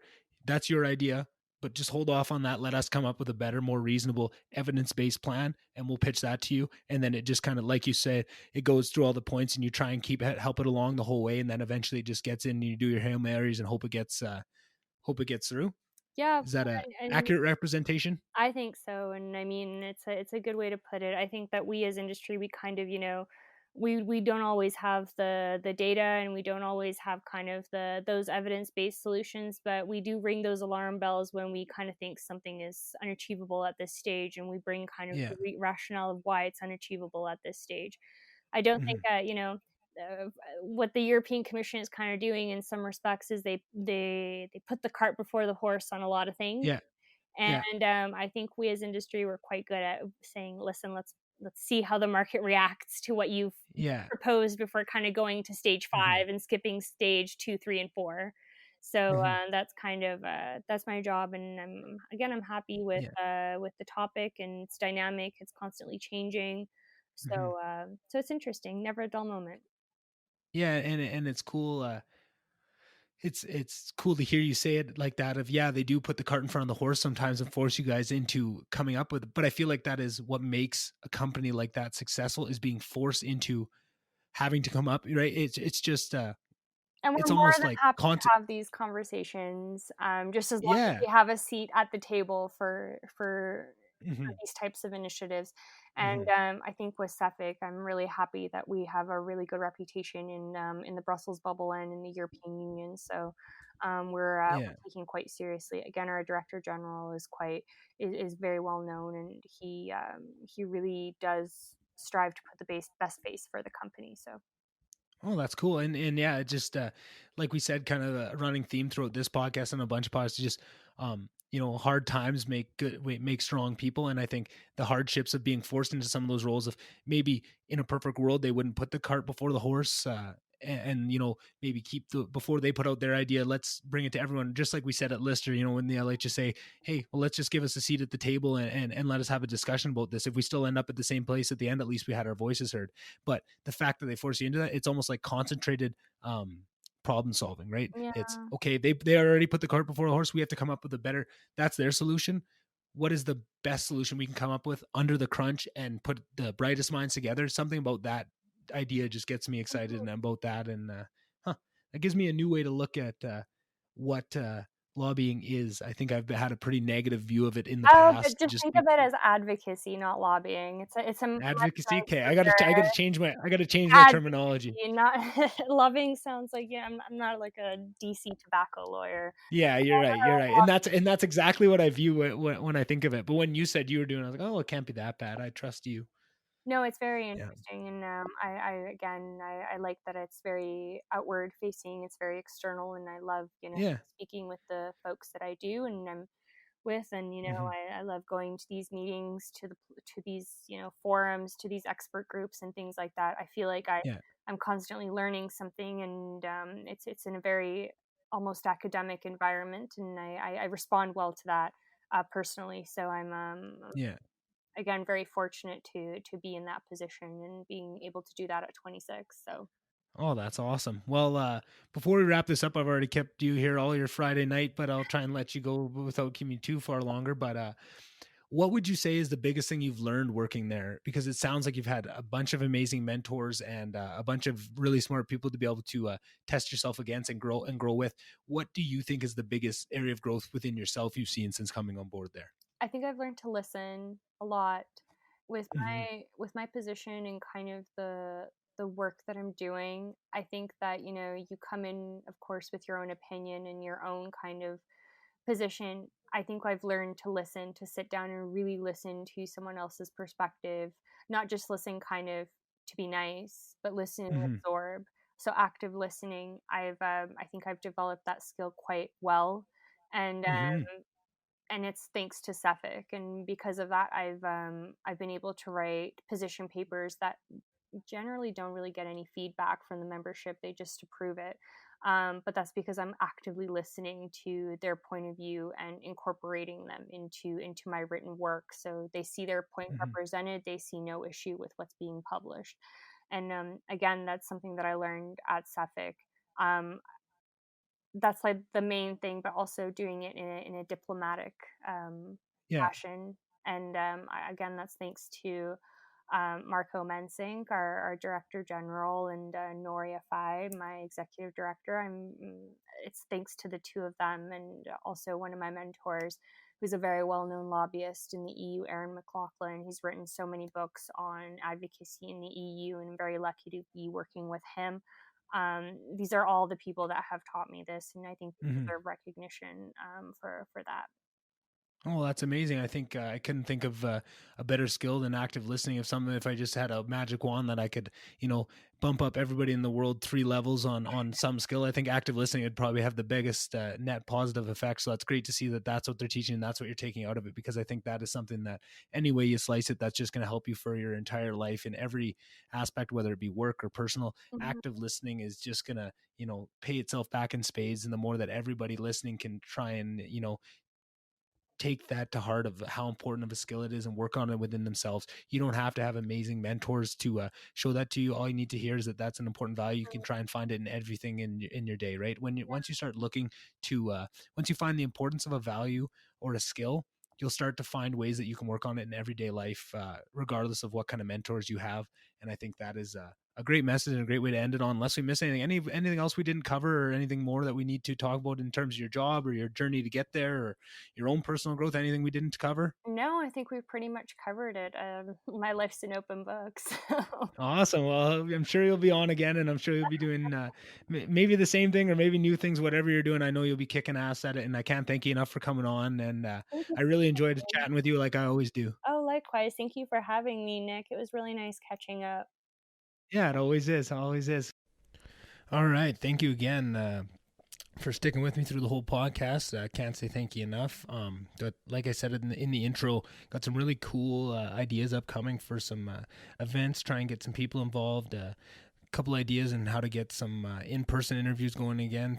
Of course, COVID throws a wrench into that, but trying to invest a little more into that and get this podcast on the next level of professionalism and that sort of thing. So, yeah, if anybody has anything that they want to bring to the podcast in the form of criticism, ideas, guest ideas, topic ideas, any of that kind of stuff, things that you want to put up. I'm going to start decorating the wall behind me and start adding in a video component. Anybody who has any cool posters or art that they want to put up that I could even commission off them if you do art.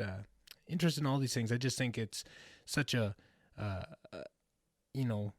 the idea of a podcast is so community driven that I want to try and find ways to bring people that are enjoying the podcast along for the ride on more of a meaningful level. So any ways that you can do that even I haven't mentioned, feel free to reach out to me on either the social medias, Instagram or Twitter, on the VonDubCast, or at VonDubCast@gmail.com. And I'd love to hear from you.